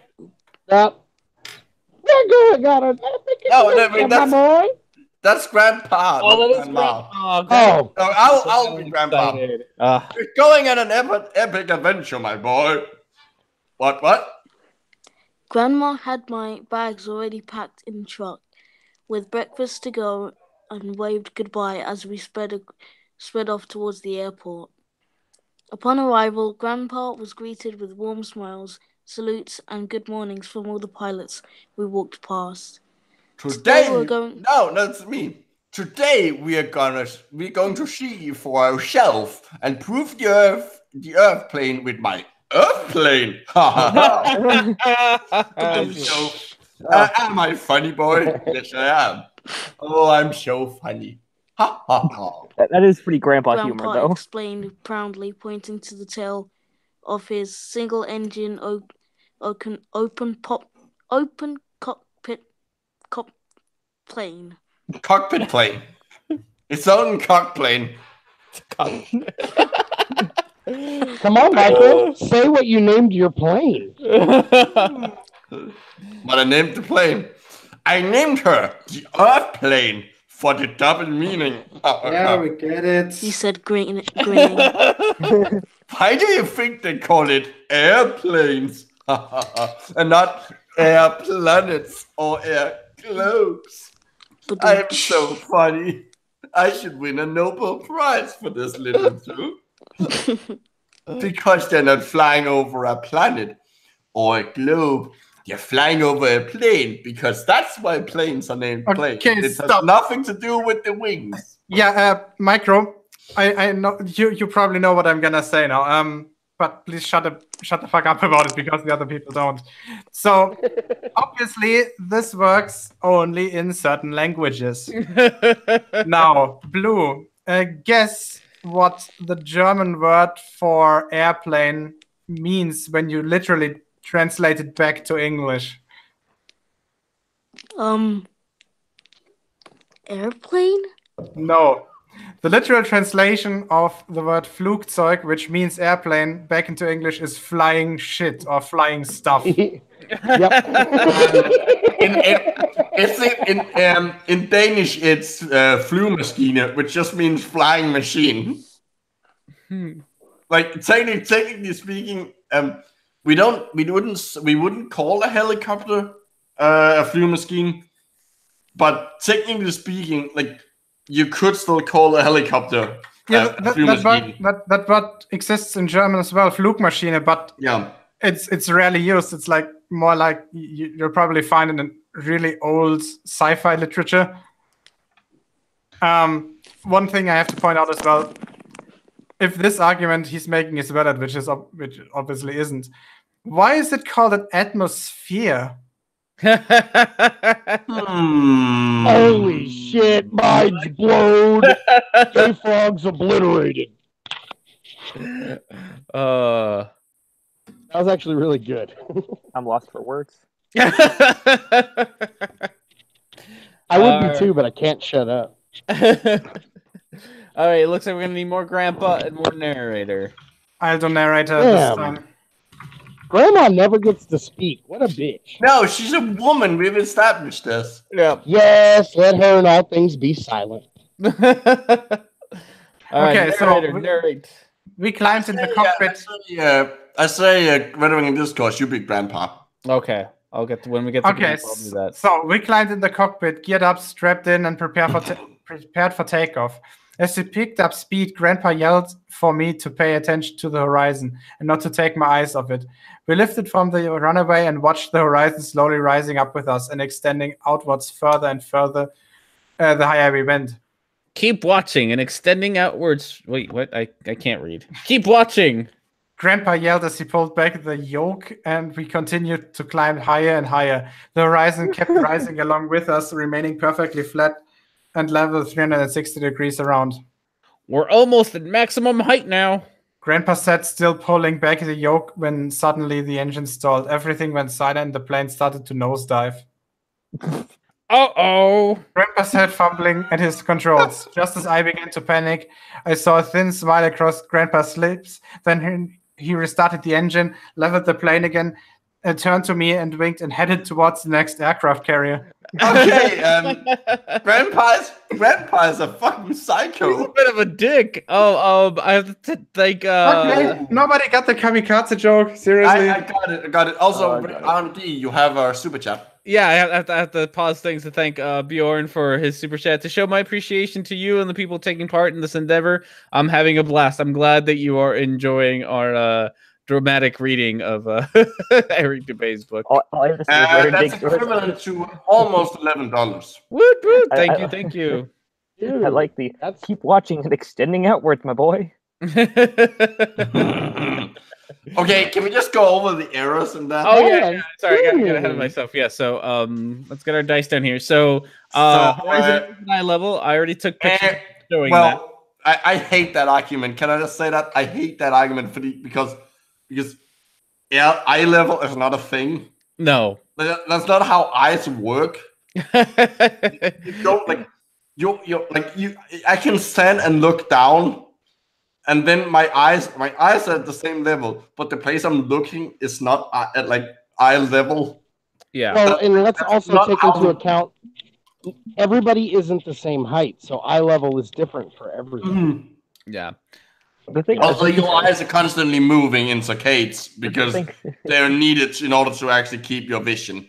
Well, here's the thing. In this story, the grandpa is telling his grandson not to keep his eye off the horizon. So, of course, he's not going to notice if it drops by, 2 degrees? No, because he's gonna. What he should do is what he should have asked him to do, which wouldn't be possible. But he should have asked him to look at where the horizon were and keep his eyes on that. Mm-hmm. Yeah, Gio picked up exactly on what I was going to say. Was that he told his grandson to look at the horizon and to keep his eyes on the horizon. So yeah, the horizon is going to stay at where his eyes are because that's where he's looking. Yes, because your field of vision doesn't work it doesn't work. It works relative to where your eyes are looking, not relative to the Earth. Mm-hmm. And with that amount, when the difference is so small, you're not gonna notice that change. Especially because when your eye actually shift your gaze to something else, you're technically blind for a fraction of a second. Your brain shuts down the vision when you're looking around. You never see your own eyes move if you look in the mirror. They always look like they're stationary. And the reason for that is that your brain shuts down the vision, and then it fake time travel for you to trick you into thinking you saw what was in between. Speaking of tricking, Grandpa's a dick. Yeah, he is. What the fuck?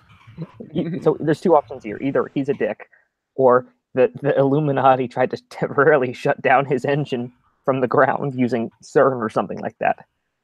Also, I'm curious, this plane has a maximum level. That is like, I would have thought that the maximum level would have been like for a propeller plane of that size wouldn't have been where the engines stall. I would have thought that the maximum level would have been where you can't breathe or where it gets too cold before. I'm not that familiar with planes, so maybe not, but like, I don't know how planes work. I mean, I'm sure that there is a max level to this thing. Where it is beyond me. He's also just a dick. Well, so regarding the plane, this is has an open cockpit, right? Mm-hmm.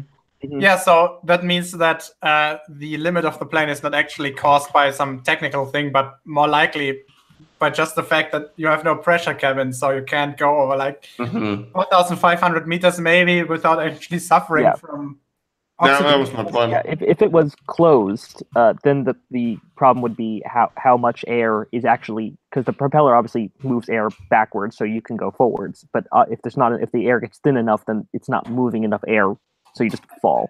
But that's not gonna stop the propeller. Oh no, it's not going to stop the propeller. It's just going to stop. That's not the problem. I think with most propeller engines are actually fired by piston engines, and those. Oh, it's the oxygen. As well. Yeah, okay. Yes, those will get problems. Like the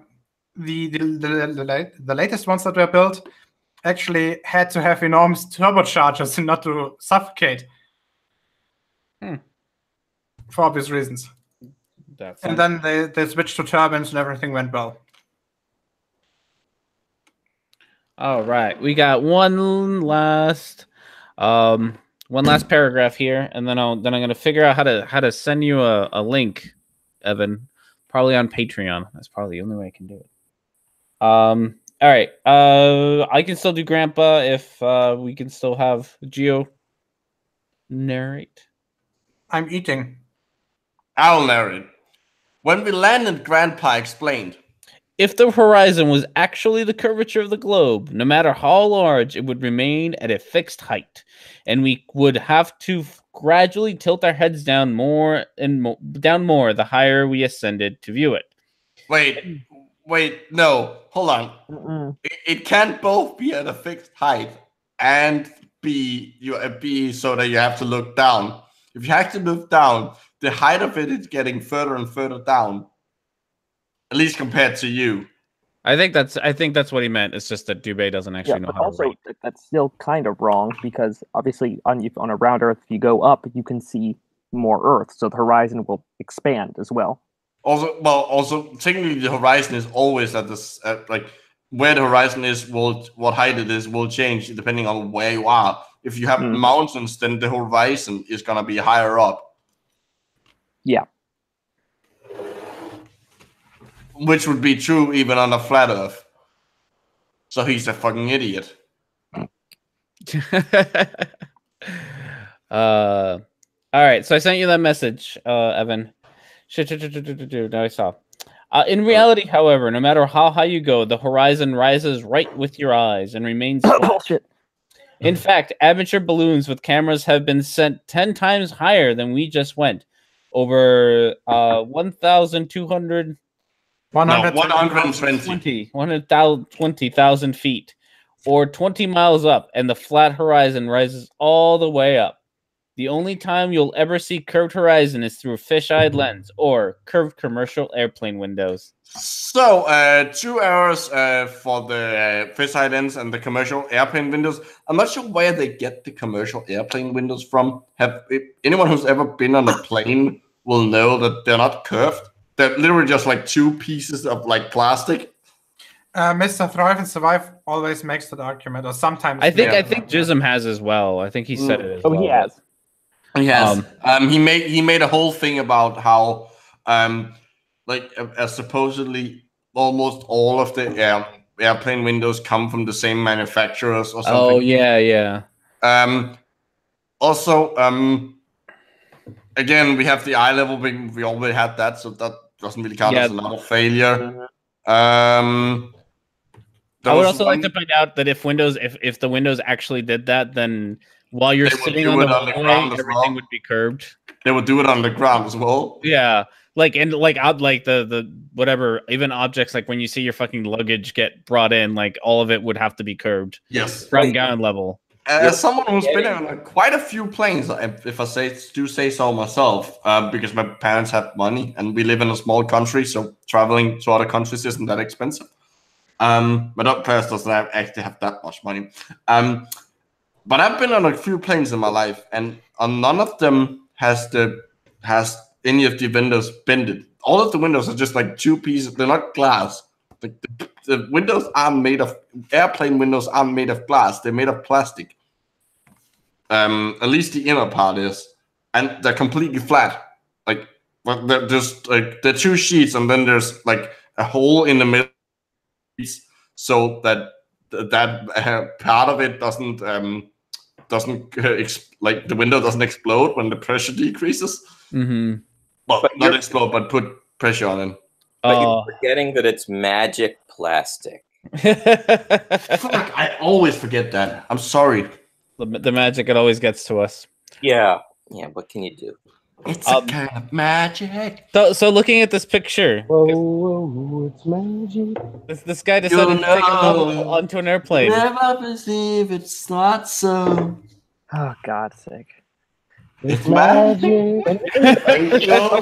Wait, if they're flying, if they're changing their acceleration and all that a lot, that bubble level's going to be going wild. I know. Yes. Also, that doesn't tell you where your eye level is. No. Also, that would be pointing at the other direction. Also, I'm glad they're flying over water, because if that thing drops down, then. So what I notice, having just joined, is you guys are already inured to the level of artistry we're talking about. It took me like a full minute to parse what I was even looking at. Yeah, we got used to this for far too long. But is he drawing that on the airplane? I think so. With his open cup of coffee too. Yeah, apparently there's no wind up there. Yeah. Except for the wind that's blowing his scarf. Impressive. Except for that wind, the wind doesn't exist. Yeah. Well, it's a very selective wind. Yeah. Selective, just like gravity. Also, this is like the most spacious like pilot seat I've ever seen on one of these. Yeah. It's like, damn.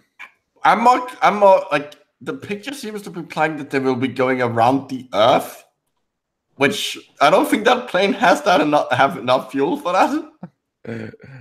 Just saying. Well, let's see. Since Evan is new here, he has to read this time. That's the rule. Okay, where am I reading from? Top of the page? Top of the page. Yeah, you will be the narrator. And I don't think there's anyone else. I think this is all just narrator. No, there is. It looks like there's a bit of Grandpa. Is there a bit of Grandpa in there? All right, I'm ready. That's not wrong. There's a bit of Grandpa. Oh yeah, there's a bit of Grandpa in there. Oh yeah, get that bit of Grandpa in me. He's in the open cockpit. I'm gonna give you so much Grandpa. I'm gonna give you my best FM radio voice.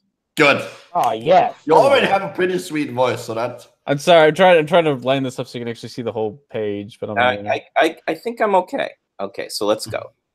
After finishing our hot chocolate, Grandpa handed me a small spirit level, and we headed back to the Earth plane for another experiment.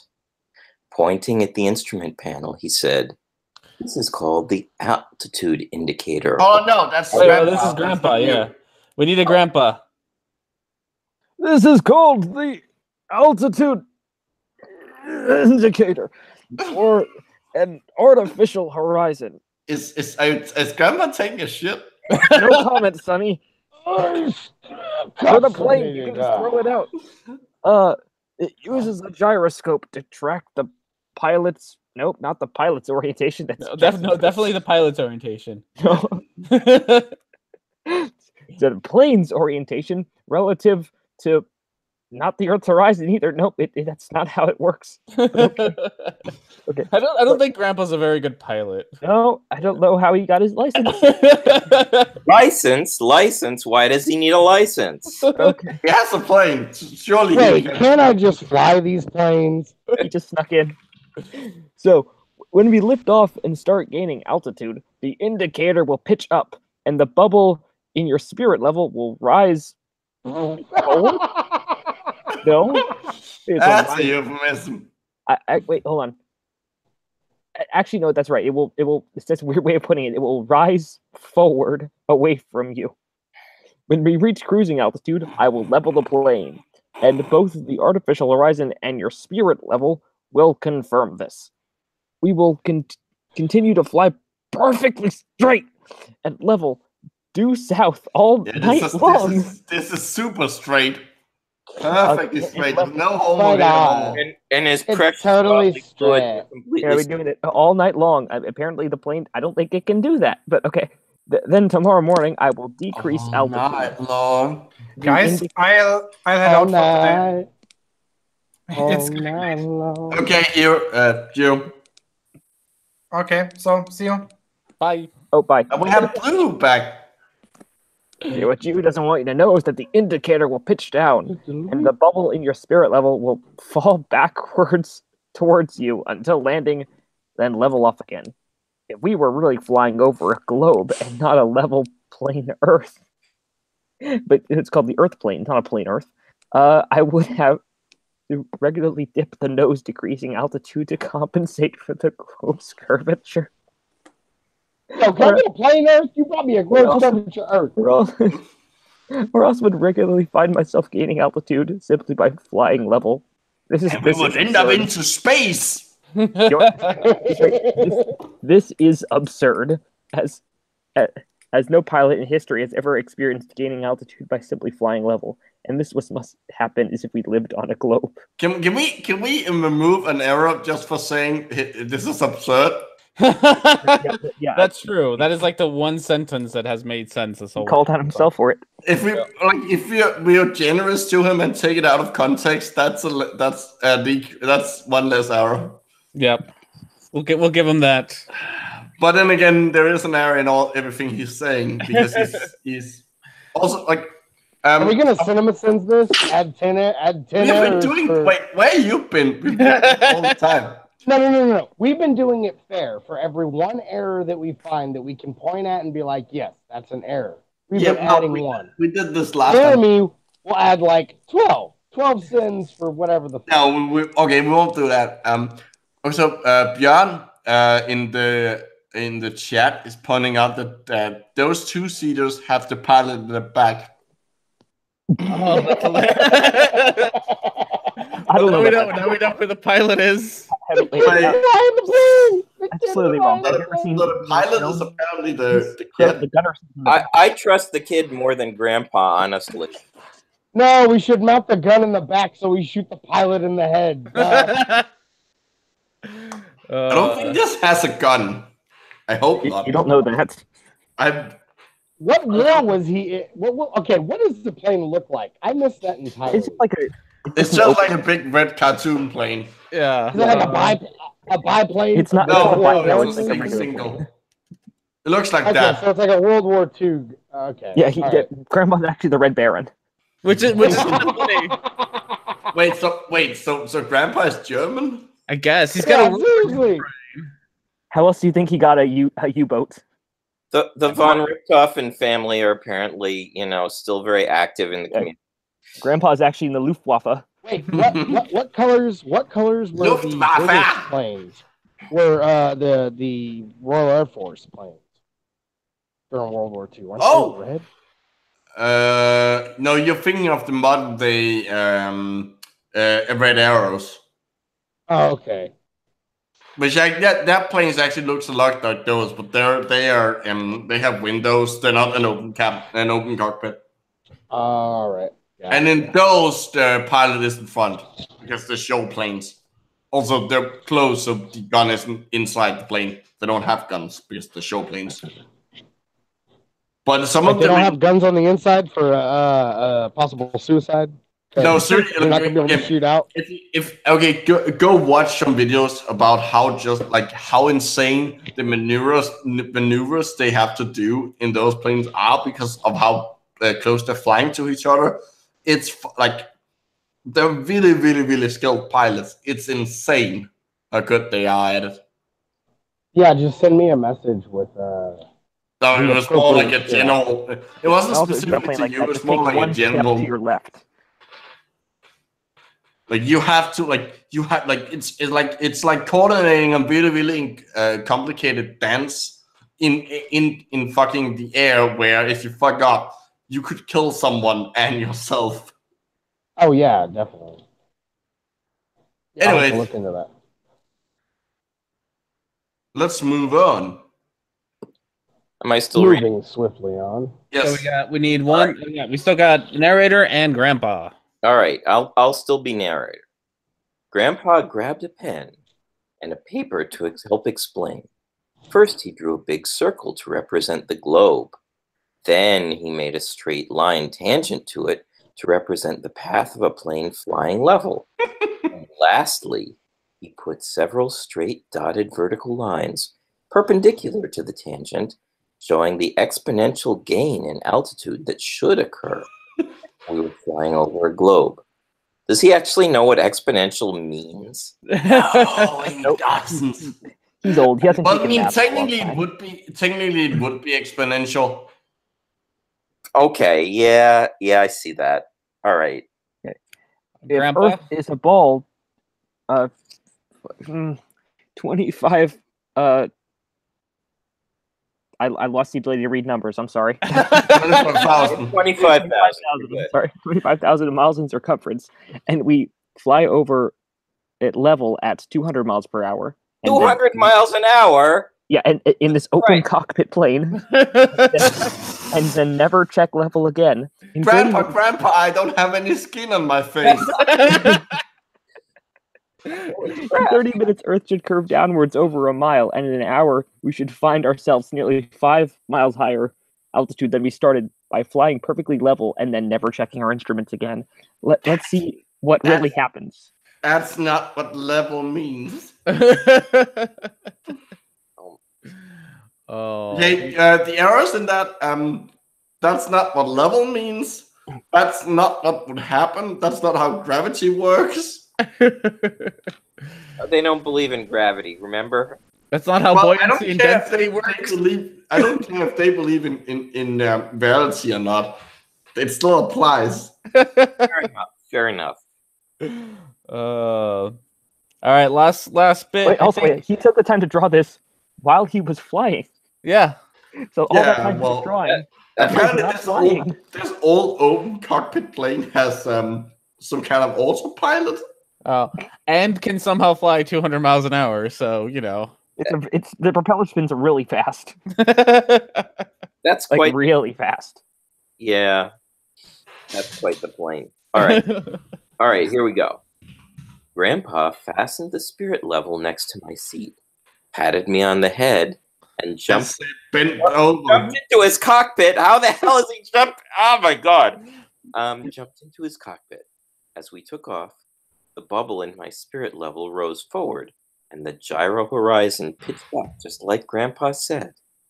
Then we reached cruising altitude, and Grandpa leveled off the plane, bringing the bubble, real and artificial horizons, all back to the center, where they fucking bubbles 4 hours until I finally fell asleep.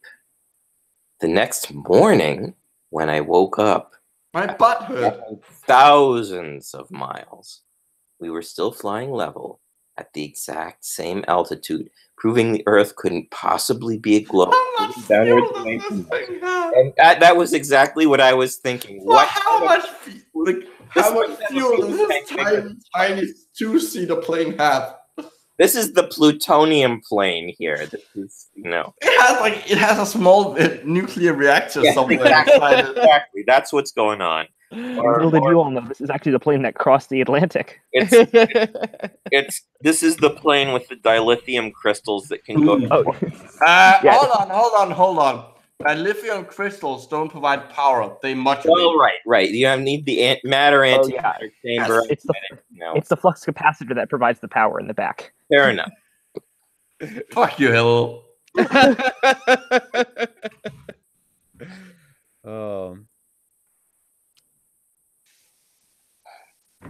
Sorry, I'm obviously struggling to turn pages. Wait, how many pages have we left? We're all struggling. It's all right. Can we make it in 45 minutes? We're gonna have to, because we got 51 is the last page, so we're almost there.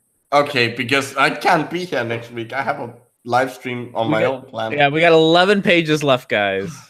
Oh, fuck's sake. 11 pages. We can do this. Well, you Oh read. god, it's not a. Oh god, everything on that page is on that picture page. Someone is read. stupid. Yeah, Really. Let's get this over with. All right. I'm ready. Oh, this is Grandpa though. Okay, we need we need a new grandpa, new narrator. Who's volunteering, or you'll be voluntold what we're doing. Okay, good job, Hillel. You can narrate, and I will, Grandpa. Oh, so the tables have turned now. Yeah. Okay. Can you imagine landing if that runway was really moving 1,000 miles per hour? Shut up, Grandpa. Grandpa chuckled, lowering the landing gear. If the Earth was really constantly spinning eastward 1,000 miles every hour, it would be impossible for airplanes to land on runways, facing all manners of directions. Wait a minute. Stop. That plane does not have retractable landing gear. It has a gas tank large enough to go all night. All right. Like, never mind. I don't think Eric DeBase knows anything about planes. Forget I said it. North, south, east, west, and every way in between. Grandpa touched down gently and parked the plane for refueling. That's the narrator, you little shit. All right, so this is how you're supposed to read it. Grandpa touched down. Gently, no, let's leave it at Grandpa touched. And parked. No, down works perfectly fine. He touched the downstairs. Yeah, okay. He touched down gently and parked the plane for refueling. But why does it need to be refueling? It has an infinite. Yeah, why does this need fuel? This should just have a perpetual engine on it. Okay, so apparently Dubé doesn't understand Newton's second law, but you know. I think it's a children's book.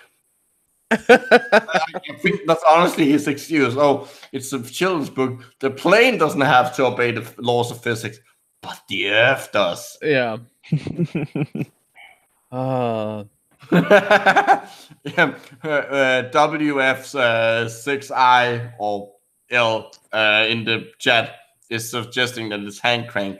You know what? That's just as possible, honestly. Dude, can you tell us what the last character in your name actually is? Because I'm not sure. Gregory Simon adds with the twisted elastic band for an engine. Oh yeah, it's an origami airplane with the twisted elastic band. They were pedaling, honestly. So when the main character fell asleep in the middle of the night, Paul Grandpa was like panicking for several hours. Oh fuck! I need to keep going. I'm so tired. wait. He would have to do that anyway. Like, is Grandpa just like old people have trouble staying awake anyways? But he apparently trusted himself to stay awake all night flying the plane. Yeah, that too. Yeah. Well, you see, actually, Grandpa was a KGB agent before the war. So I want a book about Grandpa. First of all, his plane runs off of pure communism, and secondly, that's why it's red. From each according to his abilities, to each according to his altitude. Yep. I mean, this is the guy who just got onto a submarine by saluting at somebody and then just waltzed right in. Yeah, the government ties are clearly there. Yeah. I think Grandpa is a lot higher up in the military hierarchy than we know. Yeah, no, I'd like that story. Eric DeBay, if you ever watched this, into the airport, it's like, hey, can I have that? It's like, and they said, well, actually, and he was like, thank you. Yep. Yeah, no, dear Eric. Maybe we're skipping over all the murders Grandpa's doing when he just shoots the people. Little do we know, it's actually John Wick once he got much older. once the main character falls asleep in the plane, that's when all the murder starts. I want to see this as an action movie. Eric DeBay, please write these things for us. Please don't. Please do. Okay, who's Grandpa? I'm more Grandpa. Right? Yes. Back in the 18th century, when hot air balloons the hot air balloon was invented. People asked why, if the Earth was constantly spinning, couldn't they simply hover in place and wait for the eastward destination to arrive under them? The pseudoscientists of their time claimed that this was impossible because of the magical force of gravity somehow pulled the entire atmosphere and their balloon perfectly along with the Earth. This was and is completely against any science, logic, or common sense, mind you. But then, when men of presumed authority make presumptuous authoritative statements, God, learn to fucking put a period somewhere. Yeah. They are rarely questioned. Said the grandfather monologuing to his grandson. No wonder the kid falls asleep. I want to remind the audience that this is a kid's book. Yeah. This was written for children. If the Earth and atmosphere were constantly spinning 1,000 miles per hour eastwards, this should somehow been seen, heard, felt, or measured by someone. Yet no one in history has ever done so. Cavendish. Meanwhile, however, we can hear, feel, and experimentally measure even the slightest 1 mile per hour westward breeze. Such nonsensical theories are debunked by clouds, wind, weather patterns, rain, fireworks, birds, bugs, smoke, planes, and projectiles, all of which would behave very differently if Earth and its atmosphere were constantly spinning faster than the speed of sound. Seriously, my boy. This is like word for word proof, like 12, I think. I know, yes. Yeah, this is word for word. My boy, can you imagine sideways rain falling at the equator or upside down planes landing in Australia? Grandpa and I laughed at such ridiculous thought. Yeah, okay. I don't blame him for laughing. There's a lot of errors here. There's a lot of errors here. Let's start from the bottom. Okay, planes landing in Australia wouldn't be upside down. They would be the right side up because they would follow the curvature of the Earth. The rain wouldn't be falling sideways. That's not how you measure spin. You just measure it in rotations per minute or per hour or some time unit. For some time interval. Not miles per hour. Because that makes no goddamn sense. It's not fucking gravity that keeps the keeps the atmosphere moving with the Earth. That's the conservation of angular momentum. Let's see, what else do we have? Projectiles and planes do have to take it into account. So there's a reason why snipers have to take in the Coriolis effect when they're shooting targets at long range. There was the Paris cannon, the Paris gun. Yes. Yeah, that one. That's a cool one. That if you're wondering about this kind of thing, because that one shot really far, and that they actually had to take into account both the curvature of the Earth and the spin of the Earth, because it's actually flying far enough that you need that kind of nonsense. Oh, and of course we have the whole thing, like idea that you just hover in place and you wouldn't, you would just like the Earth would just move beneath you, which would obviously mean that if you jumped, like anyone who ever jumped would die, because you would jump and then the Earth would move at like several at 1,000 miles an hour or whatever underneath you, and then when you landed, your legs would just get ripped off. That is, if you didn't get completely burned by the atmosphere, like you wouldn't rocket.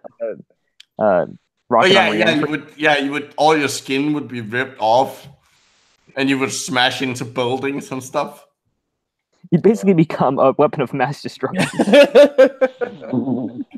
Well, you would become a weapon of mass destruction, and somehow also very briefly, like a splat on something, like just a puddle of blood and guts, before you explode into like basically a nuclear warhead, where all of the energy from the 1,000 miles per hour energy you suddenly have, and all your mass just gets turned into kinetic energy and just like obliterates everything in your path. I have to ask: has Eric Dubé ever been on a train? No. No, apparently not. He hasn't left his basement. Okay, that's fine. Basically, Well, I like to call this. there must I be like to call plenty this of proof shows the. now. Yeah, I like to call this proof the fuck inertia proof. Yeah. If a thing is moving and it's not attached to the thing that's moving anymore, it just stops. Awesome. Screw actual science. We don't need that. Or observation. What have science ever done for us? Hey, excuse me. Fuck science and those greedy scientists who get paid millions. Well, we did.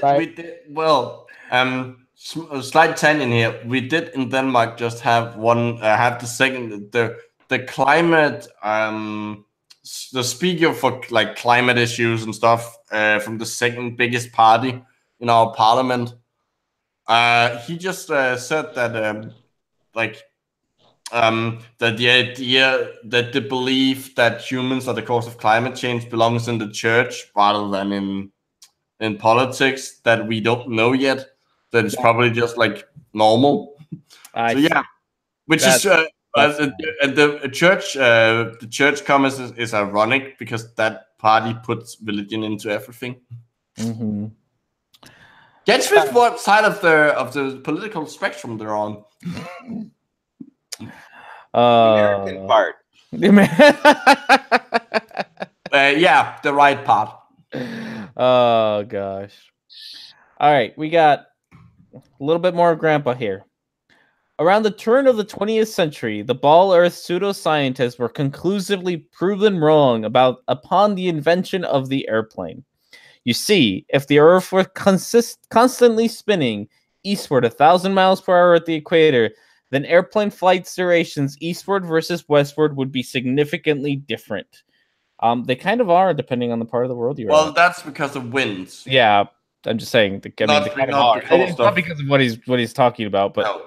But they are not that much. Like, it's a few. Like if I were to fly to the US and back, it would be like an hour and a half difference or something like that. I think in the States from New York to LA, it's like an hour shorter than the other way around. Yeah. Yeah.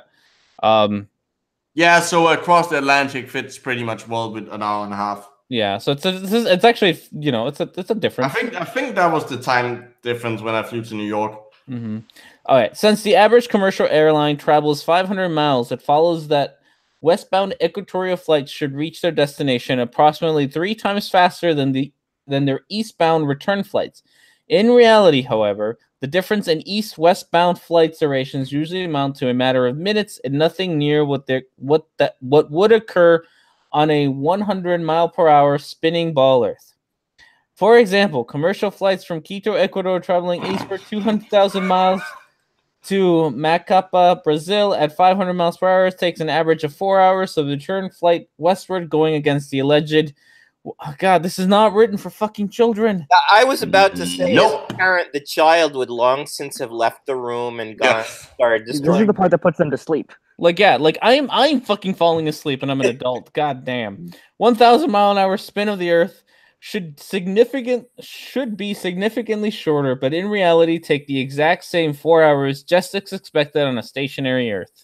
And I'm almost certain that's word for word one of his proofs. That is almost certain word for word a copy. But also, that's not how that works. The only way I can think to relate this is to something like a wave pool in which you have a current moving, so that moving in one direction is easier than the other because it's already. This would only be the case is if like the Earth was stationary and the atmosphere was just spinning around the Earth. Yeah. Then that kind of effect would happen where direct moving in one direction would be easier because, like I said, like a wave pool, you're going with the current. You would if that actually happened, you would be blown with you would be constantly be moved with the atmosphere. Yeah, that's the only way that you can make it such that the travel times would be significantly different. All everything that wasn't bolted down to the Earth and able to withstand 1,000 mile per hour wind at the equator would be blown with it and just float in the air. Yeah. And it's interesting to see how life in such an environment would develop if it could actually exist. I can think of some cool things there, but that's not how it works. It'd probably develop a lot, closer to the poles where the wind was severe, or underground closer to the equator. Well, it would probably be developed just to stay in the air so that like all life was airborne. Also, like staying afloat, like a flight would be a lot easier because you just have to point some kind of aerofoil towards the wind. I'm mesmerized by the kid burning the crap out of his marshmallow. Yeah, that thing is fucking black. Is it just me or is he standing in the fire? That's true. That must just be perspective. Also, you don't have big flames when you cook marshmallows. That's another mistake. Like you do it over the embers. Oh, you've never cooked a real marshmallow then. I like the way the kid's doing it. That's how you cook. You've never cooked an American marshmallow. We literally just put your marshmallow in. You just light it on fire. Wait, seriously? No, you wait till you just have really, really hot embers and then you do it. Otherwise, you're scorching it. Like you need it to caramelize. No. No. What kind of wimpy ass fucking marshmallows are you eating? What kind of savages are you? Americans. We're Americans. Oh right. We fucking light that shit on fire. America. No, literally, Fuck yeah. You light it on fire, you blow it out, and then you stick it between graham crackers and chocolate, and there's your s'more. I was never much of a fan of the lighted on fire approach, but I like. Still, you gotta have a fire there. Yeah. Tell me you at least put them in between two like biscuits. Biscuits. Okay, biscuits. The fuck is a biscuit? I don't know what else to call like crackers, like two pieces of like very dried thin bread thing. Yeah, but only with chocolate. Terrible salty. Yeah, no. Yeah, but we're not fucking biscuits. All right. Now that we got sufficiently distracted, sorry. That's all right. I get the feeling we're not gonna actually finish this book. Not with that. No, we're not. We're not. No. Okay. So whoever picks narrator, I'm sorry, you're screwed. Like this whole like half of this page is narrator. Okay, Evan, you're narrator. All right, I'm good. I'll do it. I'm doing it. It looks like. Oh, this is still. Oh no, we have a little bit of Grandpa and some. Oh, we actually have the child. I'll be the child. Okay. All right. I'll be Grandpa. All right. Okay, we got Grandpa and we got narrator. Here we go. That evening, we set up camp in the woods near the airfield, pitched a tent, rolled our sleeping bags, and roasted marshmallows on a bonfire. On a freaking bonfire! Oh, Jesus. Pitch a tent! God damn it, guys. Sorry. Fuck, I can't have Grandpa was teaching me how to make them golden brown without burning them, when suddenly he went silent and smiled to himself. That's not creepy at all. That's when he pulled out with a glint in his eye and a s'more in his mouth. Grandpa told me about the last time. What the hell is a s'more? Someone, the fine art of marshmallow roasting. Grandpa? It was your grandmother and I's honeymoon on the Arctic, and we always called our, what is that, honey son? Is that what it is? Honey son, because we stayed up all night to watch the never setting midnight sun. Which wouldn't be a thing on the flat earth. But hold on, what the fuck is a s'more with an apostrophe? It's a s'more. It's a marshmallow. You take a marshmallow, you put crackers. Does it have an apostrophe? Oh, okay. You take graham crackers and marshmallow and usually melted chocolate. Okay, that's the name for it. Okay, I've never heard that before. Micro, I have to disagree on one point. Is that on a flat Earth, the midnight sun happens all the time. Okay, that's fair enough. But like, you wouldn't get Arctic. Well, on a flat Earth, your marshmallow would actually burn to be green. Also, who the hell goes to the Arctic for their honeymoon? I don't know. This is the silliest way to try to connect, make this a story. Hold on. They go to the Arctic in this. Like I can see going to the Arctic in the spring or fall, or start or end or beginning of start or end of winter. when you can actually see the northern lights. But in the summer, it's still like it's unbearable because you're just there and it's always fucking light. Like I've been to Iceland in the spring, and that's not even in the like that they don't even have midnight sun, but they have like sun for like way too many hours. You just wake up way too early. Like it's really really hard to sleep. You just get grumpy. Like go there in the winter where you have like northern lights and it's always cozy and you can always have a fire and stuff. That sounds much more romantic. Actually, I was on my way because last month I flew to England from America, and I was sitting on the left-hand side of the plane, and the sun, even though the sun did set, it never, like the glow, never did quite go away. So there was always that glow to the north of that light. And it was because you travel north. Yeah, it was very disorienting, but pretty cool. Cool. Okay, Child. What is the midnight sun? I asked as my marshmallow caught on fire. I thought you were calling for Blue to read. Grandpa swiftly snagged my stick and blew.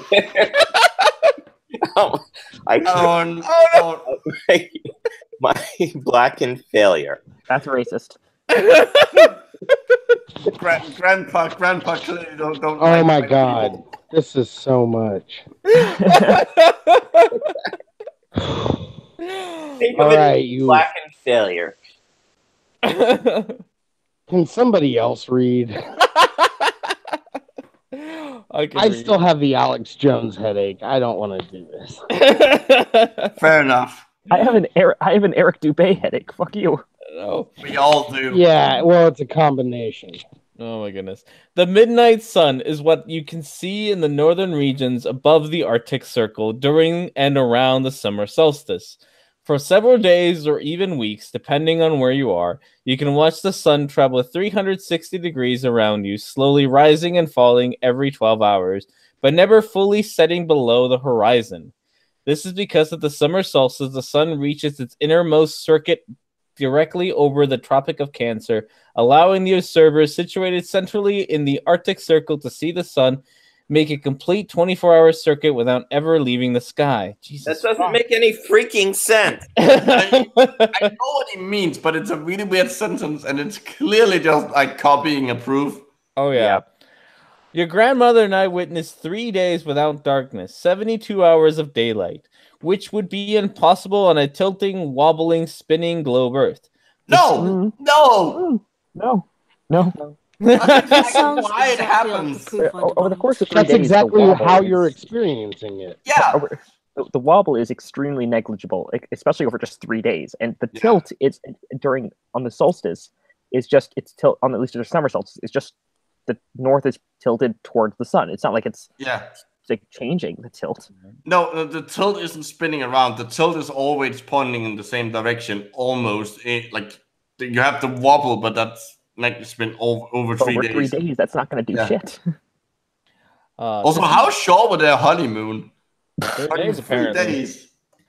To see the sun for an entire revolution on a spinning wall at any point other than the poles, you would have to be looking through miles and miles of land and see for part of the revolution. Anyone below the poles, could never witness the sun for 72 hours, 3 whole revolutions straight, because to do so would mean you were somehow seeing through the globe and to the sun on the other side. The ball Earth pseudoscientists have tried to claim 24-hour sunlight also happens in Antarctica during the winter solstice to help bolster their wobbling ball model, but their only supposed evidence is a couple of clearly fake edited videos which have been thoroughly debunked. There is in fact never 24-hour sunlight anywhere in Antarctica because even when the sun reaches its outermost circuit over the Tropic of Capricorn, the entirety of Antarctica's circumference could not be reached by the light at any one time, and so it will still set every day. Sorry. The Royal Belgian Geographical Society even reported that during the most severe part of the Antarctic winter, from 71 degrees south latitude onwards, the sun sets on May 17th and is not seen above the horizon again until July 21st. This would be impossible on a spinning space ball wobbling around the sun, and yet is another proof we live on a motionless level plane with the sun, moon, and stars all revolving over and around us, just as we experience every day. Oh, hold on, okay. Before I forget this, the winter solstice? No, that's the summer solstice in the southern hemisphere. I don't know what is he talking about. Oh, this is like the. You said not the bottom part. Where? Let me find it. Yeah, I prefer to say something like the June solstice. Yeah, the entire the. Oh, I see what you're saying. Where did it go? There is the Bolev pseudoscientists have tried to claim that 24-hour sunlight also blah blah in Arctic during the winter solstice. No, during the fucking summer solstice. Like he's being extremely northern centric here. Yeah, so during the American winter solstice. Yes. But not so it wouldn't be the winter solstice in Antarctica, it'd be their summer solstice. Yes. No, during the I think not the American one, during the Soviet. The Soviet winter solstice. But yeah, wait, yeah, Graham is a communist. We have established that. I mean, this is Eric Dubé. He is kind of a. Is he a communist? No, he's a fascist. He likes his Hitlers. So wait, were there any more errors in that? Of like, you know what? Fuck it. I don't know. I just had one thing to say was that he was using his model of the flat Earth to interpret what reality should do. You know, obviously he said you know. There can't be midnight sun because of the way the flat Earth is shaped. Instead of, you know, reality does this, therefore the model should look like this. He's doing it backwards. Yeah. Did you know France is surrounded by a ring of fire? I didn't. I didn't either. So apparently is the Desolation Islands. Whatever that is. What the fuck? Obviously they're desolate. They're surrounded by a ring of fire. I only know it's one ring of fire, and it's in a Johnny Cash song. Oh god. Okay, we got 15 minutes and we have way too many pages to read. Goddamn. All right. How many pages? Oh yeah, so I was gonna add one more error to the debate because he did say that there's never been footage of the of 24-hour daylight in Antarctica when there has been. It's just and I mean, I guess according to him, it's all fake anyway. So why does it matter? Why even bother to ask for footage when it's all fake anyway? All right. We need a narrator and a grandpa. Okay, great. Everybody. I'll be grandpa. Okay, I'll narrate. After almost another full day of flying, Jesus fuck this plane. It was getting increasingly colder, and we made our final refueling stop at a lonely place called the Desolation Islands. As we walked along the sparse coastline, Grandpa unfolded a huge detailed map called Hammond's Air Age Map of the World and pointed to our location. Here at 49 degrees southern latitude, we are nearing the coldest, harshest, most desolate place on Earth, Antarctica. Tell that to the penguins. Oh my goodness. Can't see. Oh, There we go. Grandpa traced his finger in a circle around the circumference of the map. Around my nipples. Then traced two more smaller concentric circles, showing the path of the sun through the year. During its annual spiral journey over and around the Earth, the sun slowly speeds up and widens its circular path for 6 months until reaching the Tropic of Capricorn at 23.5 degrees southern latitude. What? I tell about numbers because I'm used to numbers being in the other way, like being read in the other opposite direction. Then for the next 6 months, the sun slows down, and that energy goes somewhere, apparently, and narrows its path until reaching the Tropic of Cancer at 20.5 degrees northern latitude.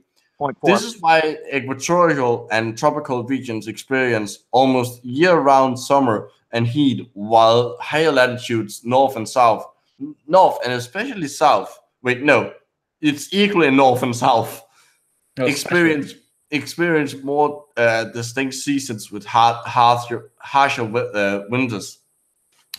Here on the Desolation Islands, there are only 18 species of native plants and a handful of animals that can survive the cold, hostile climate, compared to somewhere of equal 49 degrees northern latitude, like the country of France, which has a very hospitable climate and is home to hundreds of native animals and thousands of native plants. The stark contrast between places of equal latitudes, north and south, is a direct result of the sun's influence or lack of influence on them. Apparently, if Grandpa can speak with parentheses, I'm not sure how you do that. In the north, dawn and dusk are usually drawn out beautiful scenes lasting over an hour each, whereas in the deep south, dawn and dusk pass by in an instant, becoming bright as day or too dark to see in a matter of minutes. That's bullshit. Northern Arctic region, as opposed to the southern Arctic regions, enjoy moderately warm summers and manageable winters due to the sun's slower, tighter circles in the north, whereas the southern and Arctic regions, again, as opposed to the northern Antarctic regions, never even warms enough to melt the perpetual snow and ice due to the sun's due to the sun's swifter, wider circles it makes over the south. This results in Antarctica being by far the coldest place on Earth, with an average annual temperature of 57 degrees Fahrenheit. In contrast to the average North Pole, I can't read this because of the icons. Hold on, there we go. A comparatively warm 4 degrees. Okay, there is so much bullshit in this. First of all, that's some bullshit. Yeah, the sun has appears equally as much over the north and the south. The reason why you have it a lot colder in Antarctica than you have in the Arctic is because of climate. There's a differences in climate due to air and ocean currents. Also, an important thing to point out is that Antarctica is a continent. It's a big, huge landmass with ice over it, whereas the Arctic is full of ocean and varying land masses, which slows things down. And then you have the Gulf Stream, and there's a huge amount of differences. This has nothing to do with the fucking sun. Nope. According to debate, that the sun is the only thing that matters. Also, there's the small detail that the sun does not speed up or slow down depending on what time of year it is. And if it did, also, where does the Bay think the sun gets the energy to speed up? Well, it produces energy. It produces light, so obviously it speeds itself up and slows itself down. Also, apparently only the sun matter, but the moon doesn't. Even though he thinks the moon can cool things down pretty significantly. But apparently that has no influence on the temperature, only the sun. That's actually a good point. He contradicts himself. Hush with your sense. No. But in any case, also they were saying about, the sun, first of all, doesn't speed up and slow down depending on what time of year it was. Because if it did, first of all, that'd be really easy to see and to measure. And also... Well, yeah, days would be longer or shorter. Yeah, also equatorial telescopes would just Well, they would just commit suicide out of the complexity of it. Well, they Because would have to do that anyway in a flat Earth. On a flat Earth, equatorial telescopes just die. Okay, we have 8 minutes left. Great. We're not finishing this book, so let's just have commentary on the pictures for the next few minutes, and take a guess at what we think that the proofs are, because honestly, we've heard them all anyway. Oh, I'm gonna hear the proofs. Yeah. That's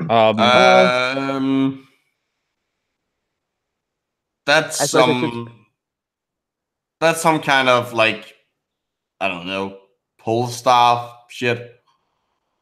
Oh, I think I know what this one is. It's because I guess there's like the ceremonial South Pole, right? And then there's like an actual South Pole, and so he's bitching about how they're not the same. The magnetic one, and the other one the actual one. Yeah. So and they're probably not going to bring up the South Celestial Pole. No, I think last time he talked about the North, the Polaris or whatever. And they just pretty much ignored the fact that there's a South Celestial Pole. I'm very concerned about what those stars are doing. They're very confusing stars. I'm not sure what he thinks they're supposed to be doing. Oh, what is this? Why is the plane white? This is like a dystopian future. Look, he's being hunted down by jets. Hold on. No, he's Grandpa having flashbacks. No, hold on. He's being hunted by jets in the he is. So this one says the military defending the South Pole. Yes. The Earth plane 2. So this is in the future. This is the Earth plane 2, and this is the Earth plane. So this is the first Earth plane. This is the second one. So this is like they get shot down? I don't know. Do they? Hold on. Wait. It's underneath the normal thing, and it's gray and presumably cold. Is this the upside down? Maybe. I guess my initial impression would be Grandpa having like non-flashbacks. We actually gotta read this nonsense. This nonsense is hilarious. Okay. Then read At least I think it is. I think it's gonna be hilarious. Okay. That evening, before beginning our long flight back home, Grandpa told me something that would change my entire life from that moment forward. Sitting on a couple of crates by the tarmac and sharing a meal of rice and beans on paper plates. There's fucking tarmac on the... in Antarctica, yes. Yeah. He turned to me with sad eyes, an upside-down frown, and said, "You're old enough to know the truth now, my boy. Remember your grandma and I told you how your father was a great pilot and your mother was a daring explorer?" No. Yes, because this is actually the first time you'd mentioned this, Grandpa. Oh shit, is it actually going this? Yeah, this is great. My ears perked up at the rare mention of my parents. Oh, goodness. And how, when you were very little, their plane was lost during an expedition? I nodded my head. Wait, is this Peter Parker? I never told you, but I was with them, and the expedition was right here. I was flying solo in the Earth plane, and your parents were together in your father's identical Earth plane 2. We all shared a passion for truth and wanted to explore the land south of the South Pole. So we decided to go for it. Just like today, military craft began tailing us shortly after passing the pole and sending emergency messages over the radio and firing warning shots. Knowing your father was the better pilot, I drew their fire and let them off due west while your father and mother continued speeding south. 2 jets followed me, but another 3 stayed tailing your parents. Tailing your parents. They were terrorists. And that was when I lost track of them. The last thing I heard was your father's brave voice crackling over the radio, adamantly saying, "We have the right." My marbles. Sorry, I had to do that. "We have the right to full exploration of Earth, and you have no right to stop us." Oh my god! This just turned into the greatest thing ever. It actually fucking has to. Where is the movie? This needs to be a movie. This needs to be a movie. Whoever said that earlier is absolutely right. This needs to be like a TBS afternoon movie. made-for-TV movie. But I also love that Grandpa knows that they will be attacked by the military, but still thinks, oh yeah, let's take Junior along. Oh goodness. Actually, I was sacrifice wondering. my child. Obviously, this whole time I've just been a grandfather and his grandson, so I missed the very beginning, so I didn't know this was technically an orphan. Yeah, well, we We didn't didn't know either, because that was never mentioned. That was never established. There has Oh, been geez. no plot in this book up until this now. Like, this is the only plot, story-wise, we've seen in this whole book. God! Is at the very end. Who else heard Rich Evans? Oh my God!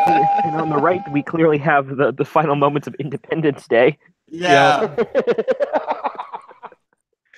Oh, all right. Well, this is I'm back. They're gonna get a bunch of people together and try and like storm the South Pole. Yep.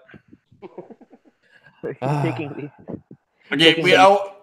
planes and bullets I approach. don't think we cannot. I don't think we'll be able to. Like, we have 2 minutes left. Oh, you bet. You, can we you just look bet at your the bottom pictures? dollar we're doing this. Okay. Nobody ever heard from my parents again. There were no news reports, no obituaries, no death certificates, and all official inquiries into the incidents were met with denial. Grandpa and I held hope that they succeeded in escaping to undiscovered lands, but it seemed more and more unlikely every year that passed, since if they survived, surely they would come back home.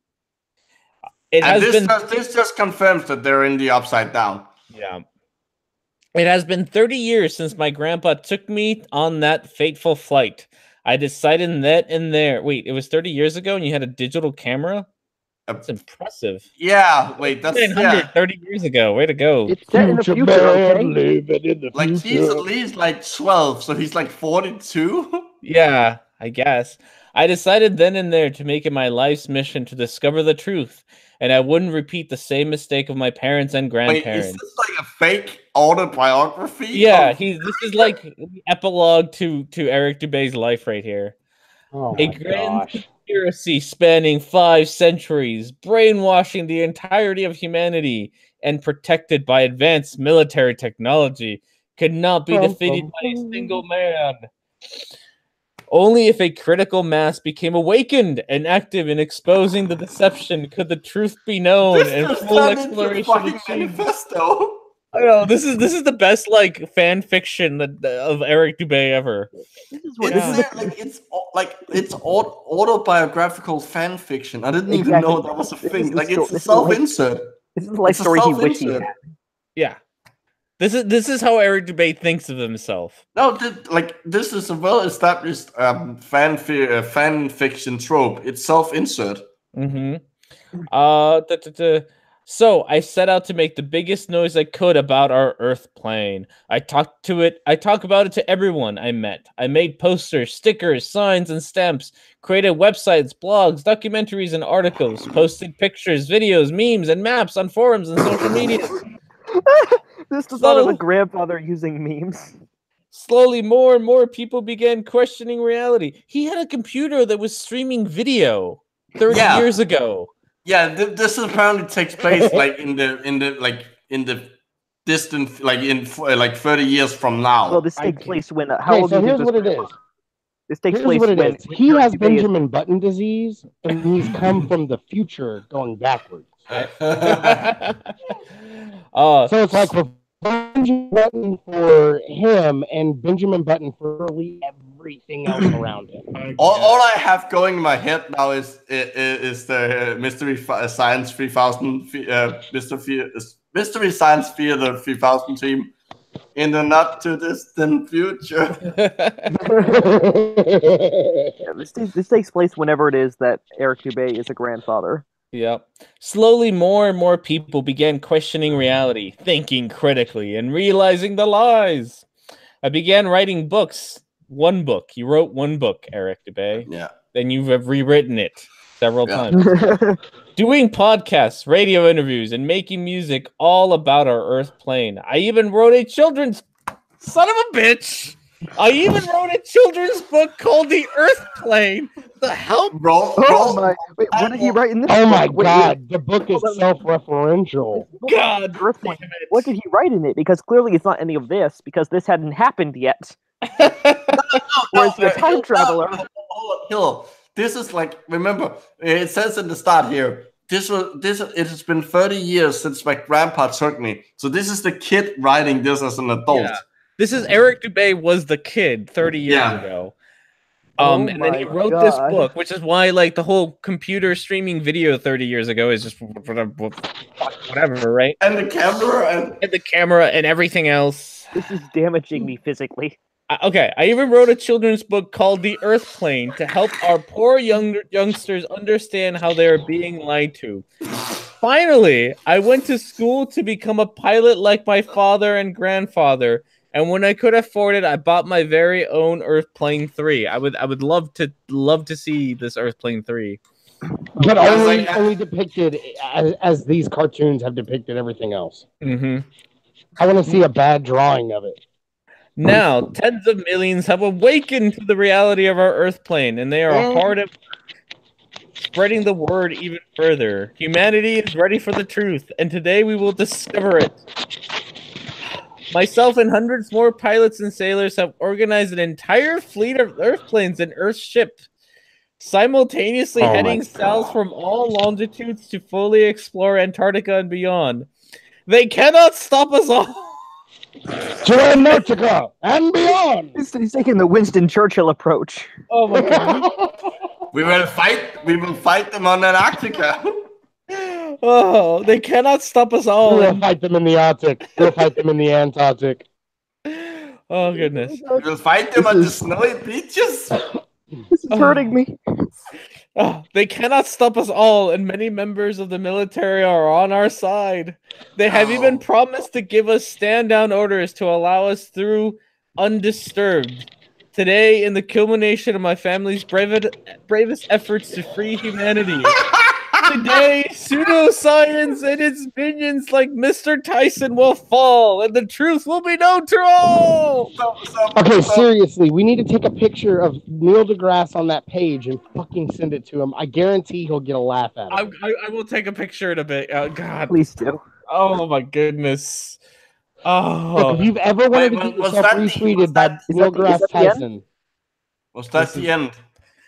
Yeah. Okay, that is the end. That was the last page. We got through the last page. Okay. How much did you skip over? The ending was one last time, share that picture with us. Yes, I will. Wait, also, how much did we skip over to get to that last page? We only skipped like 2 or 3 pages. Skipped a couple of pages. We were on page 43 whenever we skipped. So we skipped this one, which was, I don't know, something about Polaris, and then we read this one. So we really only skipped one. I want to know whatever that proof was about all the Earth and the whatever those stars are doing. I don't know. I think it's the South Pole must be pointing. I got no clue. I don't know. It's about Antarctica. You can't go to Antarctica. Well, they're in Antarctica. Yeah. Good point. Well, you actually can go to Antarctica.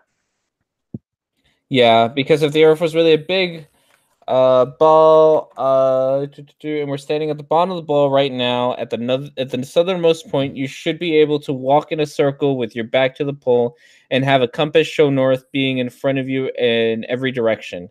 That's not, the magnetic pole is not the same as the geographic South Pole. But even if it was, that wouldn't work. No. It actually was. What is the, actually, I'm not sure what a compass does at the it spins. Magnetic pole. It just spins, yeah. It starts playing disco and everybody dances. Yeah, it spins around because obviously they're like you're at the center and there's constant fluctuations. So like he's expecting it to be that you can like walk around and it will always continuously point away. But there's no point in the Earth where you can actually walk around and see that within a reasonable time. So there is this paragraph which we missed and we really should have read. As we climb back into the Earth plane, so this is after their Antarctic exploration. Prepared to take off, an emergency message came over the radio, accusing us of unauthorized landing in Antarctica. That's not an emergency message. An emergency message is something you send out if you have an emergency, if there's been an accident. Also, it is possible because you can't just land wherever you want. I can't just get in a plane and fly to France and just land on any airport I want. Yeah, no. I think Robin Williams that's not how that a couple of times. Flying doesn't give you a free pass to anywhere you want to go. I'm in the air. I can go wherever I want. Yeah. Area 51, here I come. And warning that our craft would be shot down if we didn't turn back immediately. But they're on the ground. Yeah. Grandpa sat still for a second, shut his radio off, turned to me and said, "We'll only get one chance at this, my boy, and we've come too far to go back without any answers." Grandpa fired the engine up, and we lifted off, heading south at top speed. Which, I mean, it's 200 miles an hour for this plane, which is... within minutes, a group of military jets began tailing us closely, and the look on his face changed from nervous excitement to frustrated despair. Our plane's top speed was no match. I mean, it's... Okay, the jets closed in and began firing warning shots at our direction. Grandpa quickly attempted an evasive maneuver in hopes of losing them. Fucking jets in a propeller airplane. Good luck with that. Do jets actually fire warning shots? I don't know. I don't think they do. Yeah. No, they just warn you until one warning shot, and then they just shoot you down. They don't fuck around. I don't think they actually do warning shots in the air. Not unless they were having a lot of mercy on that particular day. But it was useless. Another warning shot came close enough that we could hear it whizzing by our heads. And that was the last straw. With watery eyes, Grandpa backed 180 degrees and began heading back. The military escort directed us towards an airstrip I've seen earlier, forced us to land, and then arrested Grandpa and led him away into a locked, windowless room for hours. When he finally came back out, Grandpa said since he had also served in the military, they only gave him a slap on the wrist, but could have been penalized with fines and jail time for what he did. Hold on. The fucking law. Also, hold on. What they're implying there is that the jets are using bullets to try and shoot down the plane rather than missiles, which is what they would actually be using. They would be using air-to-air missiles. I prefer Tao's interpretation of this and just having penguins with Iron Man suits on. Honestly, they're just using holograms to look like fighter jets. Yeah. So there at the end, it turned into a fan fiction of Eric DeBay masturbating to his own accomplishments that he hasn't actually done. Apparently, apparently suggesting that in a few years, someone will lead a fleet of airplanes and ships to Antarctica and discover the land beyond. Well, I hope that does happen because that's exactly when they're going to find out how wrong they are when they all collide at the South Pole. They're actually going to make it to the South Pole. Assuming they do. They're all going to die of exposure and hunger. Yeah, but I thought my plane could travel 200 miles per hour and go in fucking 10 years of fuel. This got dumber and dumber the further we got into it. Yeah, this is great. This was definitely when we started not just being rehashing of some of his 200 proofs, and actually getting into the plot, which is a bit weird to get into the plot that late. I know. This went off the rails. But I loved it. In a sense, an accomplishment because it got to a place where you couldn't imagine it getting any dumber, and yet it went there. It did. That's the magical thing. He wrote this as a children's book, and the plot comes at the very end, and then it's pretty tragic, to be honest. and then this is children. They like plots that are absurdly simple, I don't know, Sleeping Beauty. Basically, girl is born, girl gets cursed, girl goes to sleep, girl wakes up again. Is about the plot of that story. And this you have the government of they coming and shooting down, chasing off parents and then bringing them in and all this other stuff. It happens right at the very end, and it's very adult. Yeah. Crazy. Necessary. This is clearly not this wasn't made for children. Like it really like. Okay, I'm sure he meant it to be meant for children. This was made for Eric. This was made for Eric. Yeah. I'm sorry, Eric, that I gave you 30 of my dollars. Wait, wait, what's the refund? Can't you just like pack it back up and send it back? I don't know. I like this is such a novelty item to own, and I'm probably the only one who's bought it too. So what a conversation started that is. He's probably bought a few copies himself. Yeah, but like, actually, inflate the numbers. Yeah, besides Eric Dubé, I'm pretty sure I'm the only one who's bought this book. So in that way, it's rather unique. How many people do you think who are not Eric have bought this book unironically? That we're not Eric. I love the distinction. Wait, is there reviews there on are there? Reviews. I think there's a review. I think Lulu.com has reviews. Rhetoric, please write a review. Oh, I will. The only problem is they want me to sign in, and I'm gonna have to figure out a way to sign in without giving them my name, and then being like, "Oh, it's that Rhetoric." Just give them a false, like, just write in a false name, just like John Smith. Well, they have my name. They have my name from the order because I had to give them my. Well, just make another account. Just make another account. I'm not sure if I'll be able to like review the book if I haven't bought it. You know what I'm saying? So I still have to figure that out. It might be that like. In that case, give us your review now. Yeah, so no, he's gonna make a video. Yeah, next week's video is a review. Oh, you're gonna make a video? Oh, okay. An actual review, not just like dicking around with it. And you know, it's gonna be like 5 minutes as opposed to like 6 hours. So we have been going for 6 hours. No, we've been talking for free, but we also did 3 last week. Yeah, we did 3 last time. Oh my god, it feels like it's been so much longer than 3 hours. This has been a very long hangout. It usually does in the company of something Eric Dubé has produced. All right, he has a very high stupid density. We can chill ourselves out at the very end here. So we're gonna go down the line as I see you on my side of the screen here. With Evan Williams. Yes, sir. Show yourself all you want. Show myself all I want. Chill. I am as out there as I need to be. Okay. There we go. Cool. Hill. Sorry, I'm still recovering, so I'm not sure how articulated I can be. But hi, I'm Hillel. I like doing observations and stuff out in the real world to see if the Earth really is flat, which it's not. Recently, I went on a trip to St. Bees in England and did some observations there to see if the Earth is flat. I'm still working on analyzing it, but I think you can all probably guess what their outcome will be.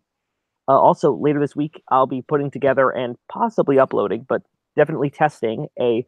If you all remember when Res Rhetoric did that triangulation of the International Space Station quite a while back, I'm going to set up a small, not scaled, but proof of concept experiment to show that his method does work under, within certain parameters. As long as you do the observation right and know what thing you're actually, if you know what you're doing, then it all checks out. So yeah, awesome, very cool. And then I think I have Micro. Well, as I said last week, I'm MicroBloganism, and I do biology. Usually, don't do flat Earth shit. I do biology related shit. I am working on on a video. I am almost halfway editing the audio, and I should hopefully have it out before the end of the month. Smelly, you're making a lot of noise. I'm gonna mute you. There we go. I should hopefully have another video out before the end of the month, or at least in the beginning of next month. Also, next Saturday, starting at the same time as this started, I will be having a live stream on my channel with my old 1950s, possibly 1940s. I've been looking into the serial number. It's an old microscope that I'll be learning out about and putting things under and showing you. So hopefully that should be a lot of fun. Sweet. That'll be great. Smelly, if you're still there, we haven't lost you yet. Oh no, I'm here. I was muted because I dropped my mic like 6 times. Oh, I couldn't get it to stand up. That's what the noise was. I'm making stuff, but I keep having holdbacks. But I'm sure my channel will be down there somewhere. I do stuff, debunk things, talk a lot. well, it's been a while. Yeah, okay. So I just got enrolled in my classes that start the 27th. So, yay. Yeah. Oh, mine start on Tuesday, so I feel you. I don't have any left. Look, okay, I want to share a small little story. I was looking into the professors that I wanted to take for class, and my biology professor has a Rate My Professor page, and there's a girl, it was the very first review, and it said, great professor, kind of long-winded, and if you're a Christian, you should probably think about not taking his class because he doesn't accept faith-based answers. Ooh. So I immediately signed up for this man's class. Nice. That He sounds awesome. Yeah, he sounds pretty great. So biology starting the 27th. Again, Nice. doing this for round 3, and then it's all chemistry. All right. Looking forward to that. But anyway, yeah. Very cool. All right. I'm Rhetoric and Discourse, your host for today. I do videos and stuff. You're at my channel, so you know how that works. There will hopefully be a video out today if I can get my shit together, but otherwise I will see you all tomorrow for longer and harder. Yeah. That's about what I got. Yeah. All right, everybody. Bye. Oh, you can flat. just say goodbye and then we're off. Bye. Bye. Goodbye.